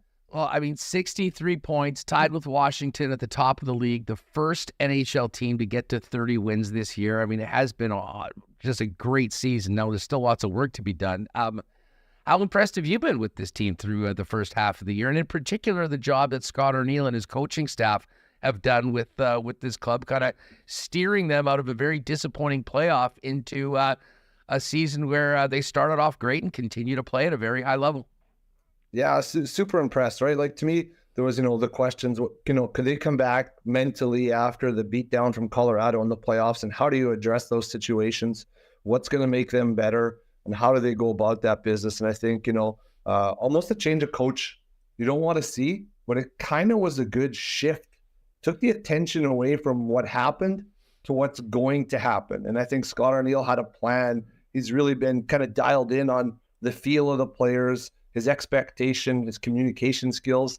The new coaches coming in seem to have fit right in, and they've just added about a handful of wrinkles to what they do and who they are, which kind of solidified their belief in themselves. Now, JP, we've talked a lot about what Scott Arniel's done, but I kind of want to dive into Davis Payne for a minute and have you, as a player, as someone that works with coaches, take us under the hood and explain to us what you've seen with this Winnipeg Jets power play, how it has made a 180 turn with much of the same personnel last year into a group that, they're not just first place right now, JP. I mean, they're pushing a 32% clip, and there's a big gap between the Winnipeg Jets and the number 2 team in the league. And again, we're not talking about a 10-game sample here. We're almost 50 games through the regular season. Yeah, the first thing I look at is how he came in and got the attention of the players and got them to buy in. Because most times a new coach comes into the power play system and wants to do what he does. But I think what he did in the background was get to know the players, get to know their strengths and weaknesses, and where to apply them. So I think that's very important, because then you show the players that you care. You're not just there for your stats or, to run X's and O's. It's about getting to know the players and what pushes their pulse. Now, once we got the heartbeat of the group, now you can kind of mold and manipulate. And they haven't changed everything on the power play. Their zone entries, they modified that drop pass with added crisscross to create more confusion and more time with 2-on-1s upon zone entry at the offensive zone blue line. That's been a game breaker because they have gotten in the zone a lot. They haven't been stuck in that turnover game that they work on. 2, the movement of Nikolai Ehlers and his unpredictability, I think, has been the key to this power play. People in Winnipeg have been dying for him on the first unit forever, and they wanted to see him in the Kyle Connor spot or on the Mark Scheifele spot. No, the place for him is in the middle and everywhere and nowhere. He is the guy who kind of helps move players to different places because he's never stagnant. Before it was, let's stay to the outside, move the puck, up, down, across, try and get a one-timer. Now, if you're trying to mark Nick Ehlers, he could be beside Mark Scheifele, beside Josh Morrissey, he could be in front of the net. So as a defender, you never know where he is, which doesn't allow you to get comfortable or set. And then it forces the other players. It forces Mark Scheifele to go from board side to middle. Gabe Vilardi to go net front to goal line. So now there's a lot of integral moving parts all over the place. And it just makes it confusing. And sometimes you're like, where is he going? Oh, that's why he's there. Backdoor tap in. Thank you. It's funny that you bring up Nikolai Ehlers. We were sort of talking about this earlier this week. And I mean, I kind of mentioned, you just wonder how the hell it took this long to really sort of truly buy into integrating Ehlers into that. And I guess maybe the thought before was that he was so dynamic. If you put him on your second power play unit, you're still going to have a chance to score, and he can sort of be the focus on it. But like I said, even I can't believe how night and day this unit looks. And JP, I mean, when we talk about where this team is in the standings and the amount of goals that they've scored, they've got the best goal differential in the league. I don't think there's any question that the number one reason for that is, the success of the power play. Because as you well know, through 82 games in the National Hockey League, so many of these games are close. Yeah, giving up one on the PP or scoring one can often be the difference between 0 and 2 points. Yeah, totally. And let's be clear here. I don't believe it was the willingness of the Winnipeg Jets to put Nikolai Ehlers on the first power play. It was the buy-in of Nikolai Ehlers to not have to be on the half wall. I think the salesmanship of the coaches to convince him that he doesn't have to be in that spot. For years, I have heard out of his mouth, I'll be on the second power play in my spot. Well, there is no spot, right? Let's get a good 5-man unit, and however they sold it to him to say, this is going to work when you do this on the first unit, not go stand on the side and try and wait for slap shots and do whatever. Having him in and out and around has made the world of difference. So I think it's a double-edged sword here. It's Nick Ehlers' buy-in to try a different position. I felt in previous years, he didn't want to try different positions. There was no way he was going to the bumper or he was going net front. That was not going to happen. Vij, while we're talking about the power play, I mean, listen, Scheifele and Connor tied for third in goals right now. I mean, they're both having monster seasons. But Gabriel Vilardi is the third part of that top line, as well as the power play. What stands out to you when you watch Vilardi, his contributions and what he does for that power play unit, and then as an incredible compliment to Scheifele and Ehlers, who are having two of their best seasons of their careers? First, I would go with health. Oh, he's out there, yes. The best ability is availability. So step one, he's been there, right? And I think that kind of allowed his confidence to continue to grow because he's having a career year as well, right? But I think the ability of him to control pucks in confined areas, to buy time and space for the others to hit holes or find lanes is really one of the keys. Yeah, he's got good hands. He's moving around the net. We always knew he had good hands, but he's not the quickest guy out there, but he's able to get to space, control the puck, buy time, and then allow those other guys to get where they need to get to those areas. And I think they've started to build a chemistry because we're starting to see passes that necessarily aren't always looking at each other. Think of the backdoor tap-in or one-timer from Mark Scheifele on the power play a few games ago. Vilardi's not even looking at him. He just knows he's there, right? So the pre-scout and the communication amongst themselves has really allowed that to grow. And to me, the chemistry has been one, availability two, and he's as strong as an ox, right? And he turns over pucks all day, which goes well for Scheifele and Connor. While we're talking about Scheifele and Connor, I mean, over the course of the years back in the old station here on Winnipeg Sports Talk, we've had plenty of conversations about the top line and Mark Scheifele in particular. I mean, a couple of years ago, it had seemed like, he was probably on his way out. How impressed have you been with his play so far this season? And maybe speak to he and Kyle Connor with what has really seemed like, a more detailed attention to doing things defensively and how that's actually turned into more offense for that line. Yeah, I think 7-year contract just kind of, to me, solidified, this is my team. They want me here. Before it was always kind of like, well, is he living up to his potential? Do we have to move him to get something else?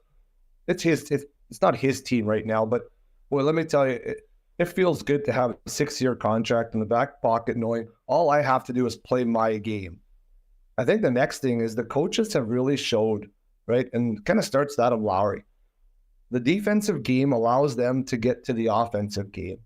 The harder they work at the defensive game, the quicker the offensive game comes. And let's be clear, that's where those guys want to be. And I don't blame them. No one wants to play defense. Everyone wants to try and play offense. It's way more exciting. But how often have you seen this year either Mark Scheifele or Kyle Connor on the back check, create a turnover in the neutral zone on pure determination. It's a daily occurrence now, where before you were like, well, he could get there, but he kind of just stays in the middle and waits to watch. There isn't a wait to watch. I think Scott O'Neill has sent a message to them early in the season. I don't know if they had meetings in the summer, but you guys need to be better by being leaders. And by being better leaders and showing by example, the rest of the team is going to follow, and we don't have a choice. But that's the difference.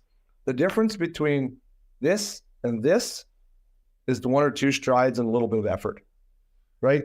If the third or fourth line sees Kyle Connor back checking, creating a turnover, do you think they have an opportunity to step off the gas and not back check? Absolutely not. Scott O'Neill can go down the bench and tap him and say, hey, the big guys are going, you guys better keep up or you don't play, right? Maybe he says it nicer than that, but, you just think of every Stanley Cup contending team, the best players have to be your best players. The Pittsburgh Penguins, when they won 3 Stanley Cups, Sidney Crosby was a beast. Malkin was a beast. They were back checking. They were doing all those things. And that's what you're seeing out of the Winnipeg Jets. The big dogs are doing the little details which force the rest of the team to do the same. Hey, you mentioned a culture, and you just touched on Adam Lowry. What makes a great captain? Who are the best captains that you remember playing with during your pro career, and what made them the leaders that they were? Oh, that varies so much because that depends on the team, right? Do you have an older team? Do you have a younger team? I've had plenty of great leaders, and I've had a couple you're like, well, why are you even here? But to me, the real true leaders are the people that are themselves and worry about the group, right? It's not just the best player, but it becomes, can you bring everyone into the room? And to me, what Adam Lowry has done as a captain is made everyone a leader on this team. Everyone has an opportunity to voice their opinion, be part of the solution, help when someone's in a position of distress. So I feel that's been one of the biggest shifts I've seen. Is before it was kind of, I hate to say it this way, it was Blake Wheeler and the Winnipeg Jets. Right now it's Winnipeg Jets and the Winnipeg Jets, right? You don't see a difference between Adam Lowry and the rest of the players. He is part of the problem. He is part of the solution. And he always stands up and talks for the group, about the group. You never hear him say, oh, well, I had a great 2-on-1, right? It's, oh, we got to be better, or we did this well, and so on. So I think being yourself, and some guys are rah-rah guys, some guys don't talk at all, and that doesn't make a difference.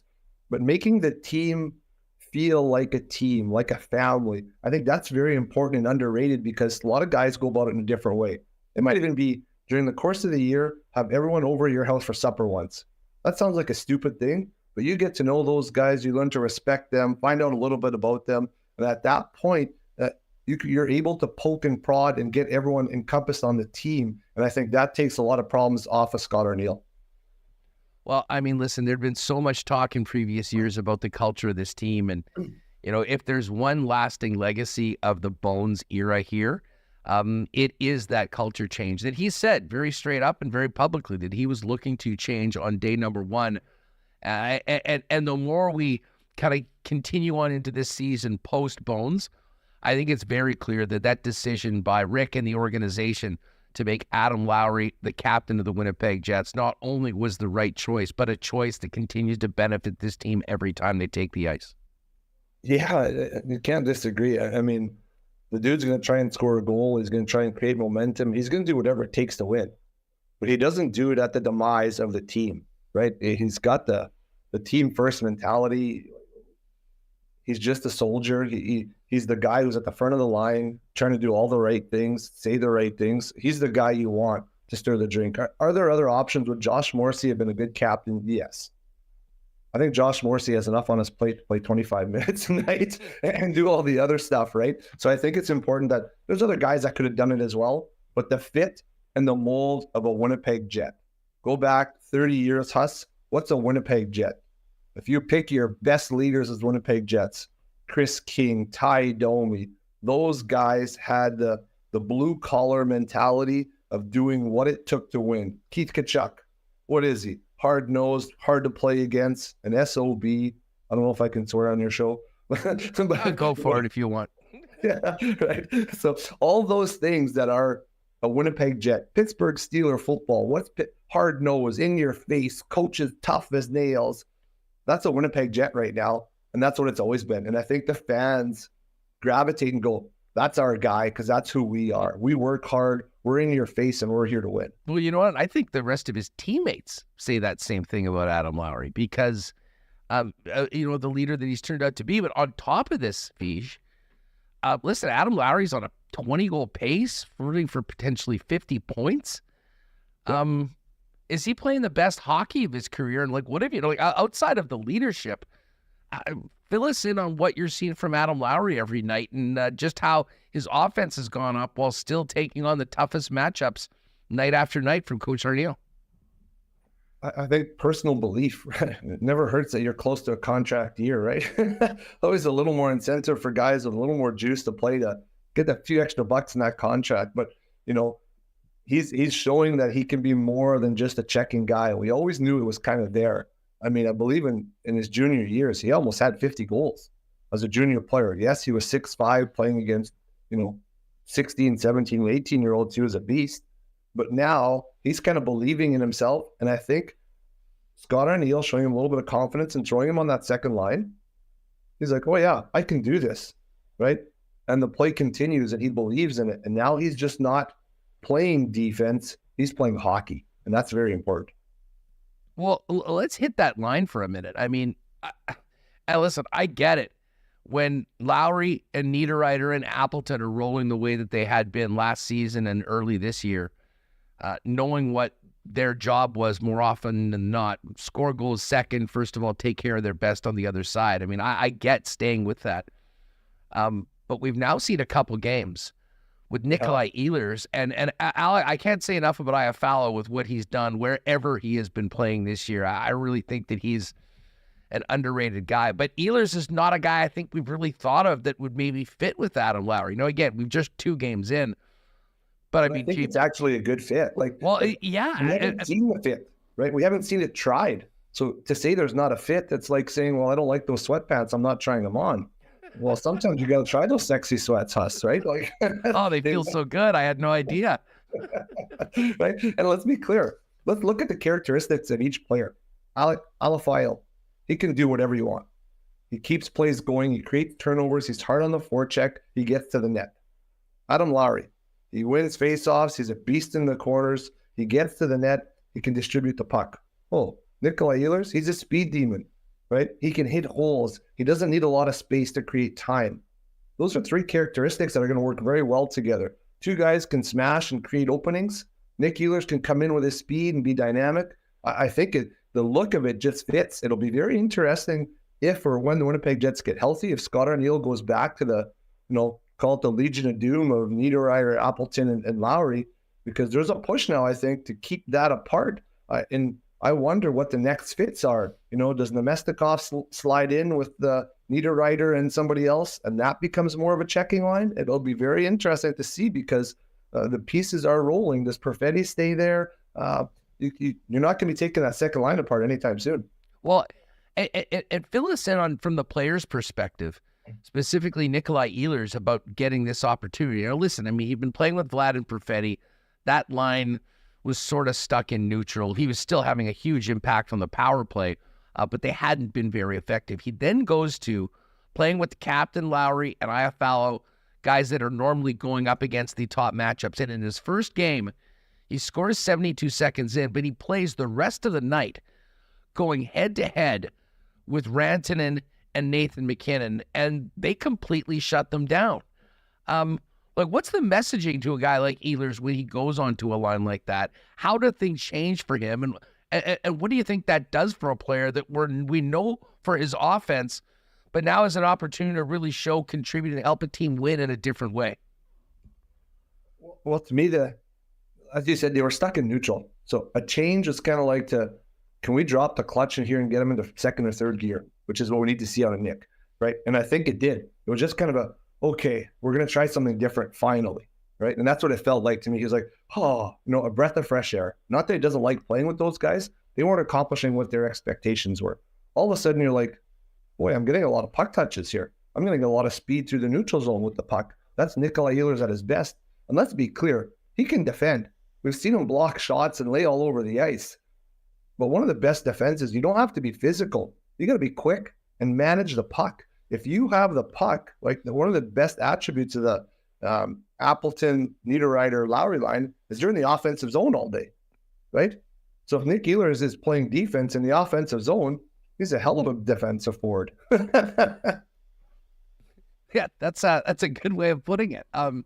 As far as his challenge, knowing that he's out with those guys and just the defensive aspect of the game, if you're having top matchups, does it change anything, or is it just a matter of a little bit more attention to detail and you know when you're out there with those guys against those guys of what the number one job is? Yeah, it's not going to change anything. He's got to be a hockey player. He's got to be hard on the puck. He's got to be quick, and he can't create turnovers. There you go. That's what you're going to do at any line, right? It's just how the chemistry works amongst that line. Will Adam Lowry possibly be a little bit better on the defensive side to cover if Nikolai Ehlers turns it over at the offensive blue line? Maybe. But Nikolai Ehlers shouldn't be turning it over at the offensive blue line. So I think it's Nick playing his game in conjunction with the other two, right? And not changing. You want his dynamic ability, because if they spend more time in the offensive zone, they don't got to play defense back there. And Connor Hellebuck is just fine resting his arm on the post. Now, the change on the other side of that line is, Cole Perfetti. Vlad's obviously hurt, which kind of precipitated all of this. Cole playing now with Kupari and with Niederreiter in more of a bottom six role, if you will, as long as, Lowry and Scheifele's lines are taking the bait. I mean, very talented. He's had some big nights this year, but I would say inconsistently scoring. I mean, there's been a lot of zeros, and we talked about that second line. What do you make of Cole, where his game's at, and in the short term, the job for him to try to, maintain and improve productivity while playing with a new group? Yeah, well, that, new third line with Perfetti and Niederreiter, we've seen a step up by Niederreiter. He's almost taken a little more father figure leadership in that line with him and Kupari. So we've seen him actually skating quite a bit better. I like that. Of course, the line so far that we're back to stuck in neutral per se is that third line now. How can they get that rolling? Would a Nemestikov switch once he's healthy and Kupari goes back down? Is that enough to make that a semi-offensive third line? And I think that could be something looked at. I think for Cole, it's finding consistency to win his battles and finding consistency to create turnovers in the offensive zone. He's not the biggest, he's not the fastest, but neither is Iafallo, and he gets to those pucks and he wins those battles. I think when we see Cole start to win more puck battles, I think you'll see him have the puck more. I think you'll see him have more offensive production, because right now he's not always winning those battles, which doesn't always allow him to have puck touches. And those offensively skilled players need puck touches to feel good. How do you get better at winning battles? Well, part of it's technique and part of it's timing, right? Look at Adam Lowry and Kyle Connor, two very different skill sets, right? Physical skill sets. They both win puck battles in different ways. So for Cole, to me, he would be kind of a makeshift of both.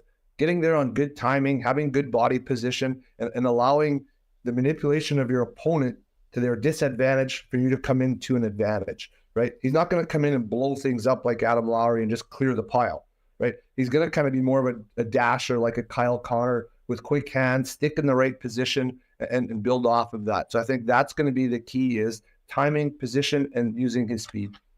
JP Vigier is with us on Winnipeg Sports Talk. Vig, we've talked about all the good things that have happened so far this season. We are coming up to the trade deadline in about 5 or 6 weeks.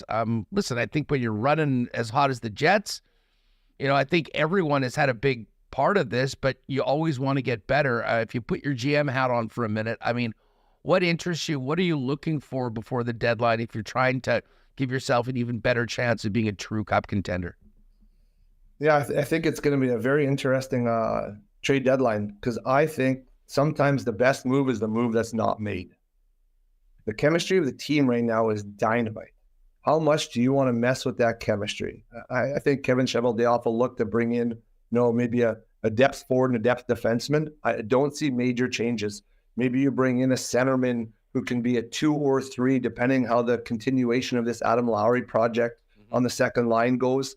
Someone who's maybe detailed on faceoffs can give you that kind of flexibility, and you can put up and down the lineup.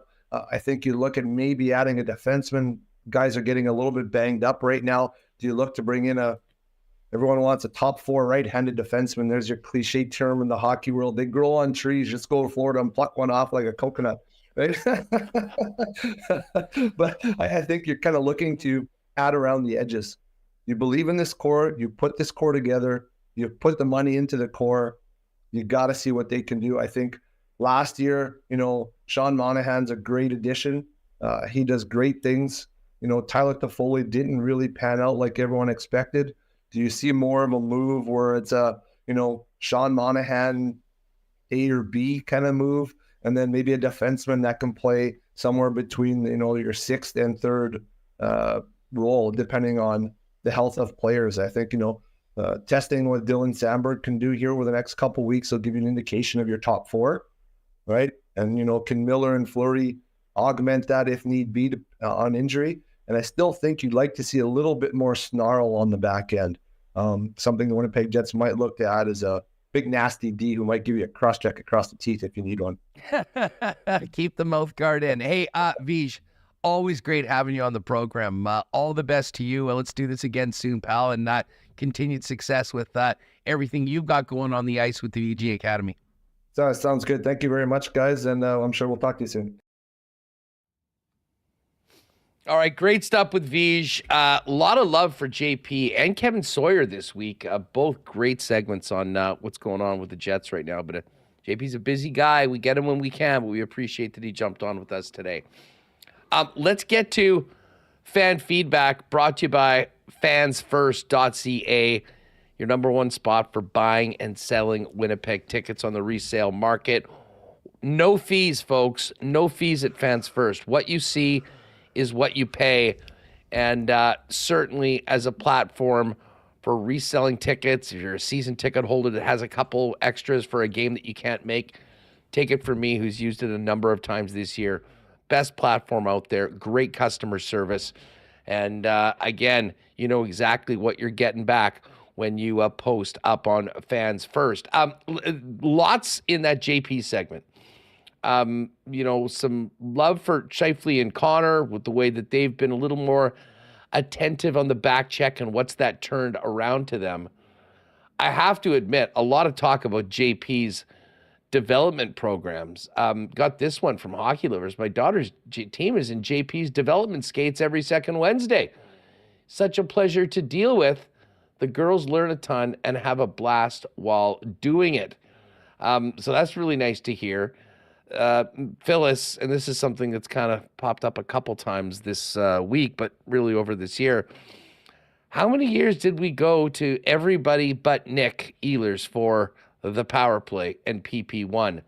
And then there's some hilarious comments about the Dragon Lady. If you are of my vintage, you will recall Val Johnson, I believe, a.k.a. the Dragon Lady, was sort of like the number one power skating coach in town. And I know she worked with our team back when we were like 8, 9, 10. I dreaded, absolutely dreaded the evenings with the Dragon Lady. But obviously she's done some good work. Apparently, according to the chat, still in the biz right now. But I had a big laugh when I saw many of you guys talking about the old days with... Yes, Matt Hyman, Val Johnson, the longtime Winnipeg power skating guru, better known as the Dragon Lady. Keep on your comments coming in to the chat, as you often do all show long, and hit that thumbs up and hit the subscribe button while you're at it. Fan feedback is brought to you by Fans First, by fans, for fans, no fees. Check out the site today at fansfirst.ca. All right. Great start to the new year for the Manitoba Moose. Dan Fink is going to join us in just a moment. Before that, a big cheers from our friends at Winnipeg's favorite local brewery, Little Brown Jug. You train day in and day out, learning new techniques, approaching new concepts, and living out the thrill of achieving your goals. Building a craft beer is no different. While you spend your hours on the ice, we spend ours here, brewing our trademark beer. Again, again, and again. Here's to pushing the status quo and challenging ourselves to build something memorable. 1919 by Little Brown Jug. Hey, folks, not only is Boston Pizza your best place in town to gather with your gang for Winnipeg Jets hockey games with pick-a-player contests and chance to win great prizes and swag from Royal Sports, not only is Boston Pizza your number one spot to get together for NFL playoff games and all the big sporting events in the lounge, January is also the month where every single day is Pasta Tuesday at Boston Pizza. Enjoy until the end of the month. Great deals on all your favorite pasta dishes at your local Boston Pizza with Pasta Tuesday promos every single day, 7 days a week at your local Boston Pizza. Pop in today. And of course, if you can't make it or it's a little too cold to get outside, you can always get it hot and fresh to your door. The great taste of Boston Pizza by ordering online at bostonpizza.com. And a huge shout out to our friends at Royal Sports for 40 years plus. Family owned and operated, the number one hockey and sports superstore in town. If you play hockey or have a hockey player in the family, you probably already know that Royal Sports is your one-stop shop for full equipment, goalie gear, sticks, skates, right down to stick tape, pucks, and skate sharpening. But I will remind you, as we look outside and the river trail is absolutely mint right now, many people not necessarily needing an expensive pair of hockey skates, just want to go out and make the most of Winnipeg winter.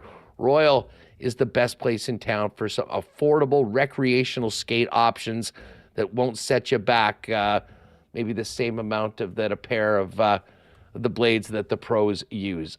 Get on down there. While you're at it, check out all the best selection of Winnipeg Jets merchandise, Bomber gear, NFL, NHL, you name it, they've got it. Royal Sports, 750 Pembina Highway. Don't forget to check out all the cool stuff on the King Skate, Snow, and Surf side. And give them a follow on Instagram at Royal Sports Winnipeg for the latest merchandise drops, specials, and sale information. Royal Sports, 750 Pembina Highway. Great sponsors of Winnipeg Sports Talk. All right, let's do it. It's been a great start to the year and a needed great start to the year for the Manitoba Moose. They're back at home getting ready for the Toronto Marlies on the weekend. Don't forget, in the chat, we do have a giveaway contest for Moose tickets for Sunday afternoon. And the voice of the Moose, Dan Fink, joins us now from the Hockey for All Center. Finker, welcome home. How are you? Doing good. Happy to be home here after a busy and long road trip, but a very successful run. And as you said, Huss, a very sorely needed successful road trip for the Moose. Yeah, kind of amazing how, on the bad side, just how miserable the month of December was for Manitoba. I mean, just not able to get in the win column very often, and it put them in a really precarious position. But like many of us, you put 2024 in the rear view. You think positively going into the new year, and it is bearing fruit right now for Manitoba at 4-0-1 through their first 5 games of the new season.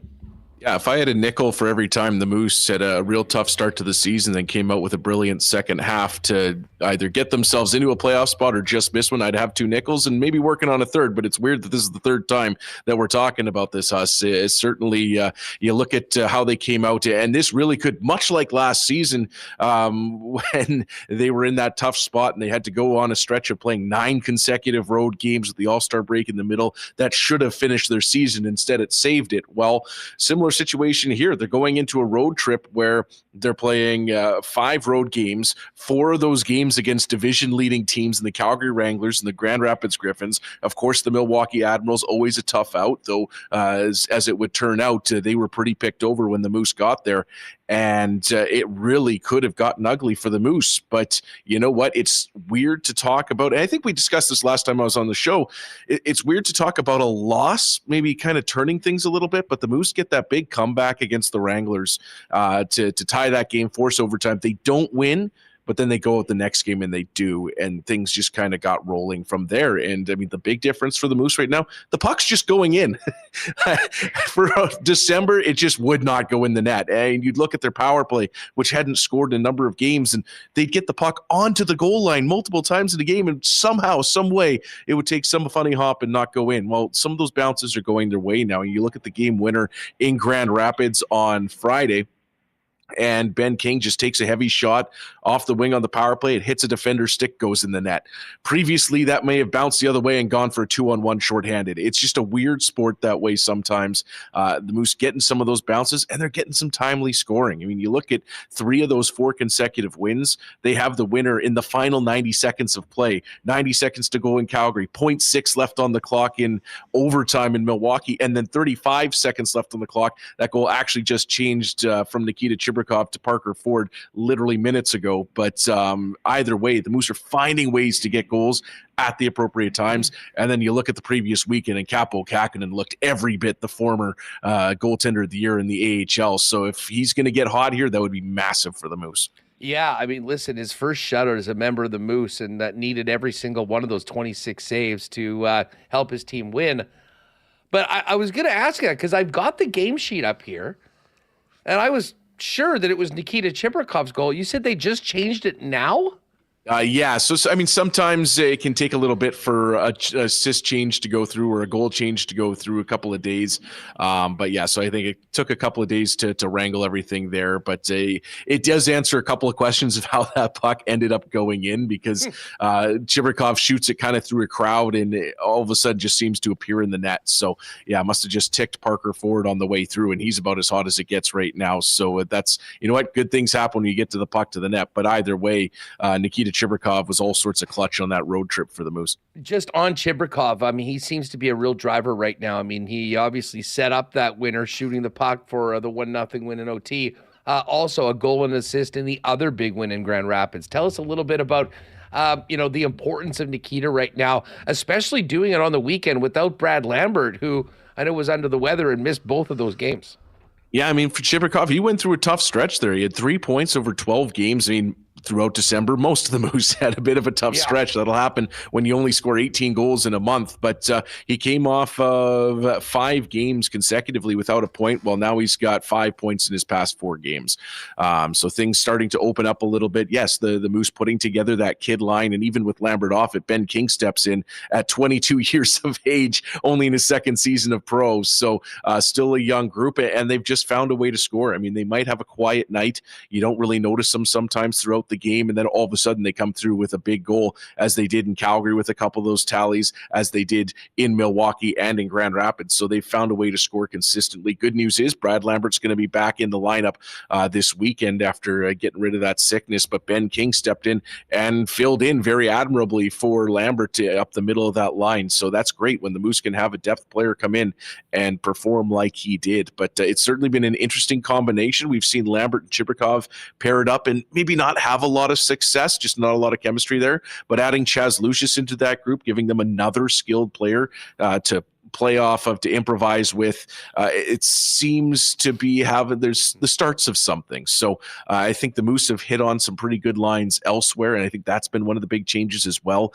They just couldn't quite seem to get the chemistry rolling between a lot of the lines, and then they found this group of Mason Shaw with Jared Anderson-Dolan and Axel Jonsson-Fjällby, and though they haven't scored a ton, they've given the team a real strong foundation to work with. They found the grouping of Parker Ford with CJ Cease and Kevin Conley, and they were performing very well in kind of that checking line. It's really unfortunate that Kevin Conley out of the lineup after a kind of a nasty trip on him in Grand Rapids. So the Moose are going to need to find somebody else to fill that spot. So up and down the lineup, when you start getting that, and I'm going to loop back to Chibrikov here in a second, there is a point to all this, is it creates opportunity. When you have other lines pushing and everybody going in the same direction at the same time, that's what starts to create opportunities up and down the lineup, rather than having maybe one guy going on one night and he's kind of on an island. Well, you get those lines working together, you get shifts working at one after the other, and things start to flow for the team. You mentioned Chaz Lucius there, and for me, the most important number in his stat line is games played. He's playing now, and he's seemingly getting more accustomed to the grind of the pro schedule. I mean, just speak to where Chaz is at right now, and just how big it is for him personally to be able to continue to answer the bell with his teammates. Yeah, I absolutely agree, Huss. I mean, that games played number is so important for Chaz. I mean, when you consider just how few games he's played over the last 2-3 seasons, he missed a lot of important development time as a junior age player. Well, now he's able to get into the lineup every night, and that's a big learning process for Chaz. Now he's playing catch up in a lot of ways, but doing it admirably. And now that he's feeling good physically, that's massive, because that's something he's not worried about. That's something that he's comfortable now in the lineup, and he's able to just kind of focus on hockey. He's not necessarily worried about how his body is feeling every single minute of every single day. And I think one of the unfortunate things about that stat change is that he loses an assist on that goal in Grand Rapids, because he did a really good job off the face-off to fight for that puck, win the battle, and get it back to the line to Dawson Barteau. And that's one of the things that Mark Morrison was talking about with Dave Manouk yesterday here at practice, that Chaz is learning to win those battles. He's becoming a physically stronger player. I mean, he's got a wiry frame. There's certainly a room to fill out there. He's still a very young player, but learning to win those battles, it's not always about strength. It's about knowing how to leverage yourself. It's about knowing the positioning you need to be in.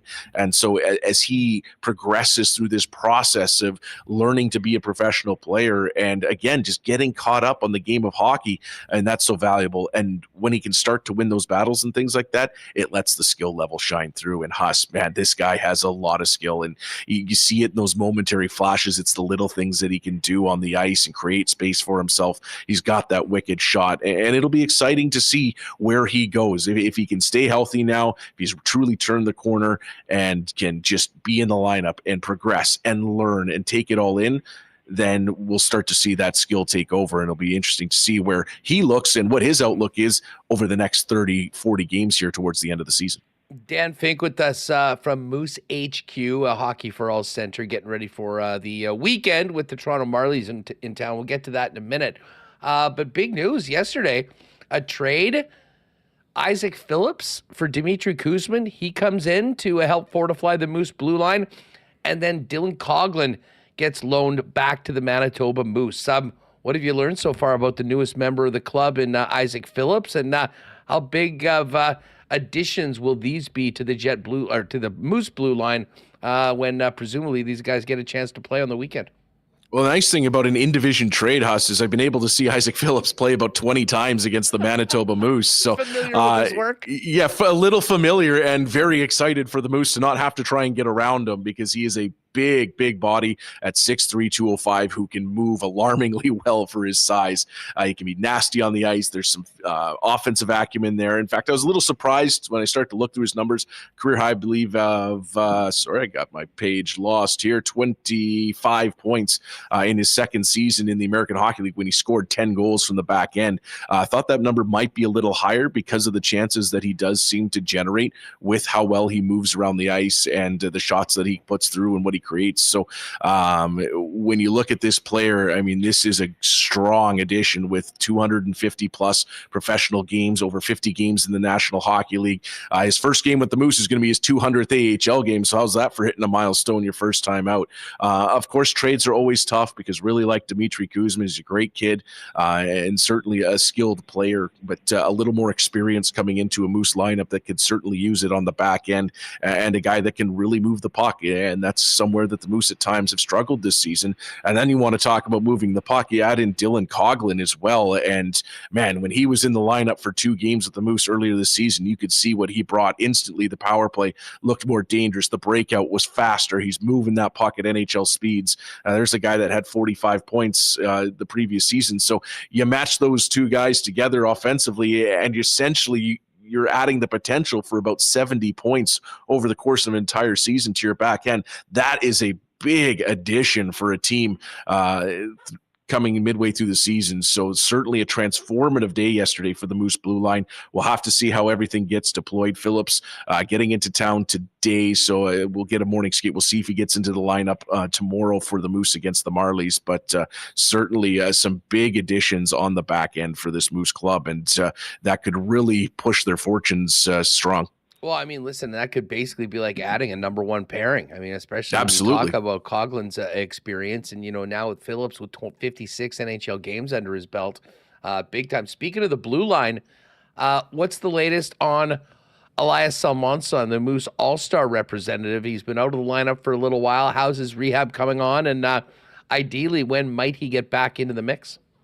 Yeah, we got a bit of an update yesterday from Mark Morrison. Things with Elias just taking a little bit longer than I think folks initially were hoping, but also combined with that, there's no rush to push him back into the lineup early. You always want to play it careful with this stuff. So they want to make sure that he is 100% ready to go when he gets back in the lineup. So it's going to be a little bit longer yet, but he has been skating on his own for a while now, and I think the hope is to get him back skating with the team rather shortly. But we'll see how it continues to progress here. And again, it's just everyone being careful with Elias and the injury, and just wanting to make sure everything's all good there. So yeah, unfortunate to see him out of the lineup a little longer than I think everyone was hoping, but that's just the way it goes sometimes. Dan, before we go, tee up this 2-game series against the Marlies Friday night and then Sunday afternoon down at CLC. Yeah, we were talking about tough opposition on that road trip. Well, you come back home and it doesn't get much easier against the Toronto Marlies, who are always a tough out, and frankly have had a lot of success here in Winnipeg against the Moose, who the Moose have a better record in Toronto against the Marlies than they do against them at home. So it's definitely a tough team, though one that has struggled a little bit over the last little while, 4-6 in their past 10 games.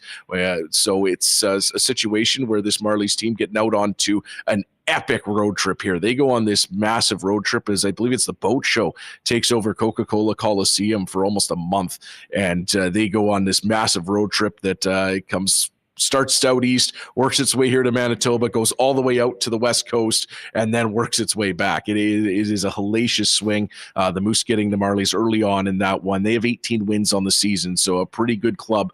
But as we've seen, the Moose have been kind of taking on that mantle of Dragon Slayers a little bit over the past number of games. So Marlies into town here for a matchup against the Moose tomorrow night. That'll be a 7 o'clock puck drop at Canada Life Center to kick off minor hockey weekend, celebrating everything grassroots hockey. Going to be a ton of teams in the building throughout the 2 games. Looking forward to seeing all those jerseys throughout the crowd.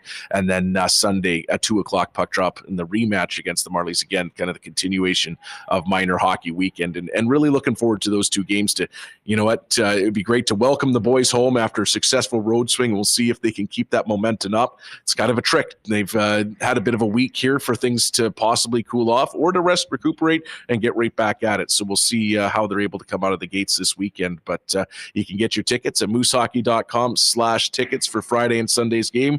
And if you can't make it downtown, I'll have it for you on cjob.com/sports and AHL TV on Flow Hockey, and 680 CJOB on Sunday. We'll have it on the main station as well. So looking forward to an exciting weekend in this new look Moose Blue Line getting its first crack at things here. And against the Toronto Marlies, it's always a fun matchup, Winnipeg versus Toronto. Yeah, no doubt about that. Well, listen, just great to see the team winning some hockey games, feeling good about themselves, and hopefully they can keep it rolling against the Baby Buds to this weekend, Friday and Sunday down to Canada Life Center. Dan, have a great one. Thanks for doing this. We'll catch up soon. Thanks a lot for having me. We'll chat soon. Appreciate it. All right, there is Dan Fink of the Manitoba Moose. All right, we have to get to the Coolbet lines, and we are going to get into this. I'm away tomorrow, and Remis and Connor will be holding it down while I go down to KC. So I'm gonna have to take a look at these NFL lines. But let me before we even get to point spreads and all of that, why not question of the day for not Autocorp at Waverly and McGillivray? Give me your matchups for the AFC and NFC championship game. The 4 winners of this week's games. Of course, it's Houston at KC to kick things off. Washington at Detroit Saturday night. The Rams at Philly in the early game on Sunday. And then the late game, the main event, the one that we are all waiting for, Baltimore. Lamar Jackson in Buffalo to take on the Bills and Josh Allen. Should be an absolute beauty. All right, let's get over to those Coolbet lines. And we can tell you that the Chiefs are 8.5-point favorites at home to the Texans. Big money line favorite, a minus 455. Texans plus 350. Very low total in that game, only 41.5. The late game on Saturday is the Commanders at the Lions. 9.5-point favorites are Detroit. Washington is plus 380. The Lions are minus 500. And then we get to Sunday. Rewucki's Eagles are at home, coming off, not the most impressive win, but a win nonetheless. They're going to have to be better, though, I think. But I do take into what Brandon had to say. I do think this is a tough spot. The Rams playing one day later, obviously playing in Arizona, going back home, and then traveling all the way to Philly, playing in that nut house in the cold. Part of the reason why the Rams, despite how good they looked against Minnesota, are 6-point underdogs in the game. Plus 220 to win. Philadelphia minus 270 on the money line. And then we've got the Bills and Ravens. This is still, for my money, this is a pick'em game. I know the Ravens, you can see they're 1.5-point favorites at minus 105. If you're betting this game, don't worry about the spread. Pick who you think is going to win. Baltimore's minus 116, and the Bills just about even money at minus 101. Now, one thing that I do love to do, we often will get the specials for the weekend in the National Football League, and they're up right now. We went through these today on the Lock Shops. If you want to get some more in-depth discussion on this, check out the Lock Shop replay over at Edmonton Sports Talk. But the options are out for most passing yards this weekend, most rushing yards this weekend, and most receiving yards this weekend. And, we were looking at where the value on the board is. We like Jaden Daniels at plus 625. This could be a game that the Commanders are playing from behind. I think there's a chance that there could be some easier yards to be gained, especially if Detroit goes up, as they very well could early in the football game. But the bottom line is the Commanders couldn't do anything running the football, and their offense is basically going to be Jaden Daniels. He'll run a little bit. He's going to pass. So we took that at plus 625. Went through the rushing guys, and it's hard to not like Derrick Henry at 3-1 at almost twice the odds that Saquon Barkley is against the Rams. Now, we did put together, there's also most receiving yards. Puka Nacua is the favorite at plus 380. Nico Collins from the Texans plus 450. Then it goes Amon-Ra St. Brown. If you do like the Daniels prop, I don't mind Terry McLaurin at 9-1 for the top receiver. But when you look at the combo cards today, we do have a partner parlay today. I'm just seeing if it's up there or if it is in the exclusives. It must be over in the exclusive. Let's see what we've got here. Yes, our partner parlay for tonight. Oh, this is the one that we made. We're actually parlaying Daniels to have the most passing yards and Henry to have the most rushing yards at 3-1.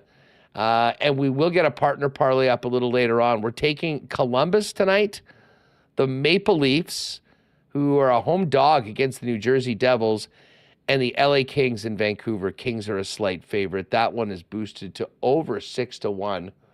Just don't see it right now. I might need a refresh, but you'll check it out in the combo cards or the exclusives a little bit later on. As far as the NHL goes, a very busy night. As we mentioned, the Blue Jackets home to the Sharks. Columbus 8-2 and on a heater right now in their last 10. Minus 175 favorites. The Panthers are big home favorites against the Wings. It's a pick'em between the Capitals and Senators. Marilainen and Logan Thompson, two of the hottest goalies not named Hellebuck, going head-to-head. Straight up pick'em. That game's in Ottawa. Lightning minus 323 at home to the Ducks. As I mentioned, Leafs plus 110, home dogs against New Jersey. Sheldon Keefe homecoming game tonight. Flyers and Islanders go at it on Long Island. New York at minus 139 fave. The Habs are in Dallas to take on the Stars. Stars minus 217 favorites. Nashville minus 286 at home to Chicago. And this is a weird schedule tweak. Calgary and St. Louis playing for the second time in 3 days, both games in St. Louis. St. Louis is a minus 172 favorite in the first game. Today, less so, minus 135. Calgary plus 115. Other games, Rangers a slight road favorite against Utah. The Avalanche minus 115 at home to the Oilers. That should be a fun one. As I mentioned, Kings and Canucks. That's a pick-up. But Jets and Kraken. Let's dive into this one a little bit more. Kraken plus 185. Jets minus 222. The total for the game is 5.5. And as far as player goals go, Kyle Connor coming off the Hattie in this last game out, plus 128. Scheifele plus 165.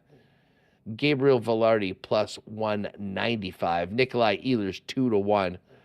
And we're going to put together a WST parlay for today. And, oh, good, it is up. Kyle Connor's been on fire. We're going to take another Connor goal. We're going to go 2 points for Gabe Velarde. Gabe has been so integral in the top line as well as the power play. Let's have a big night for Gabe coming off a 3 or 4 point night the other day. And a point for Josh Morrissey and the Jets to win. That's boosted to plus 1150 right now. There's an EST parlay. They won it last night. We'll see if they can do it again against Colorado. And again, keep your eyes out for that partner parlay that should go up a little bit later on. A lot of people, I'm just looking here, Remis. We got KC versus Buffalo, LA versus Detroit. Rob Pepper does think the Eagles may be done. Of those three bigger spreads, who do you think is most likely to get upset? Philly, Chiefs, or Lions? I think Philly. So I'll go Philly. You know, the Rams coming off the big week. Matt Stafford, he's got the Super Bowl experience. I do wonder, they come off the emotional win. Everyone's high on the Rams. They've been going through a lot off the field. Is it a letdown game? But Philly certainly looked beatable last week. So, although I would give a long shot to the Commanders. I don't know. Plus 9.5 seems like some major disrespect to Jaden Daniels when healthy. Has looked very dynamic. I imagine. That's the highest total, 55.5. I imagine there'll be a lot of points. Hard to pick against Detroit though. So I'll go the Rams. Yeah, I think that is the most likely, although I don't think any of those teams lose. I think we'll have those three favorites move on, and then we get down to Buffalo and Baltimore. And I think right now, I think I'm going to take the Ravens. I feel bad for the Bills to say that. It's going to be a huge matchup, assuming the Chiefs win against whoever it is. But I just look at the Ravens and the way they're built right now, and I know the Bills are going to have that home field. But this is the time for Lamar Jackson to come up big in a playoff game. They steamrolled Buffalo by 25 when they played them earlier this season, and Derrick Henry is in playoff Derrick Henry mode. So I will give the nod to the Baltimore Ravens, and I'll look forward to talking about it when I get back on Tuesday. Of course, Remis and Connor will have the show tomorrow, and Remo will take you home through the marble race. So good luck to everybody in the marbles. But before we hit the road, Remo, we got a big game tonight, seeing some of our friends from the WST chat and podcast listeners. I'm looking to see if the Jets can keep the good times rolling at home against the Seattle Kraken. Yeah, Kraken Jets coming off big performance against Colorado, dominant performance against Vancouver. Can they keep it going against a Seattle team that has had a bit of a disappointing year? So looking forward to Thursday night at Canada Life Center. Can't wait to see everyone. Section 316, Huss. Should be a great time. Yeah, you bet. Folks, if you've got seats, even if you didn't get Winnipeg Sports Talk tickets, but you're at the game in the Upper Bowl, come by and join us. Hangar Bar outside Section 316 at the intermissions. I know many people will be there kind of earlier before the game, so hopefully we can see you then. But other than that, it should be a great one tonight, and then a big show tomorrow. Murat Atesh is going to come on with Reem. You're not going to want to miss that one because, well, we're all loving what's happening right now. A huge offseason coming up with big decisions for the Winnipeg Jets. And Remis and Murat are going to break down his latest on contract projections for pending, unrestricted, and restricted free agents on the Winnipeg Jets, should they re-sign here in Winnipeg or potentially elsewhere, and how that might look. And, of course, a full rundown of tonight's game with the fellas on tomorrow's show. That is going to do it for us. Thanks to everyone that was hanging out. Hopefully we'll see you at the game tonight up in the Upper Bowl. Huge thanks to the sponsors that make our show happen each and every day. And a big thank you to Brandon Rewucki, JP Vigier, and Dan Fink. Don't forget, there is that link in chat. If you popped in late, you want to win those Moose tickets for Sunday afternoon's game, get in on that. And otherwise, I'll be away for a couple days. Looking forward to seeing you after the weekend. Remo and Connor will hold it down in my absence. But first things first, the whole crew up in 316 tonight for the Jets and Seattle Kraken. For Michael Remis, I'm Andrew Paterson. Enjoy tonight's game and have a wonderful weekend. Make sure to join the boys tomorrow for a big Friday show and marbles here on Winnipeg Sports Talk. Oh, my God! Oh! Shut it down! Let's go home! Thanks for tuning in to Winnipeg Sports Talk Daily. Make sure to subscribe on YouTube and your favorite podcast feed at winnipegsportstalk.com.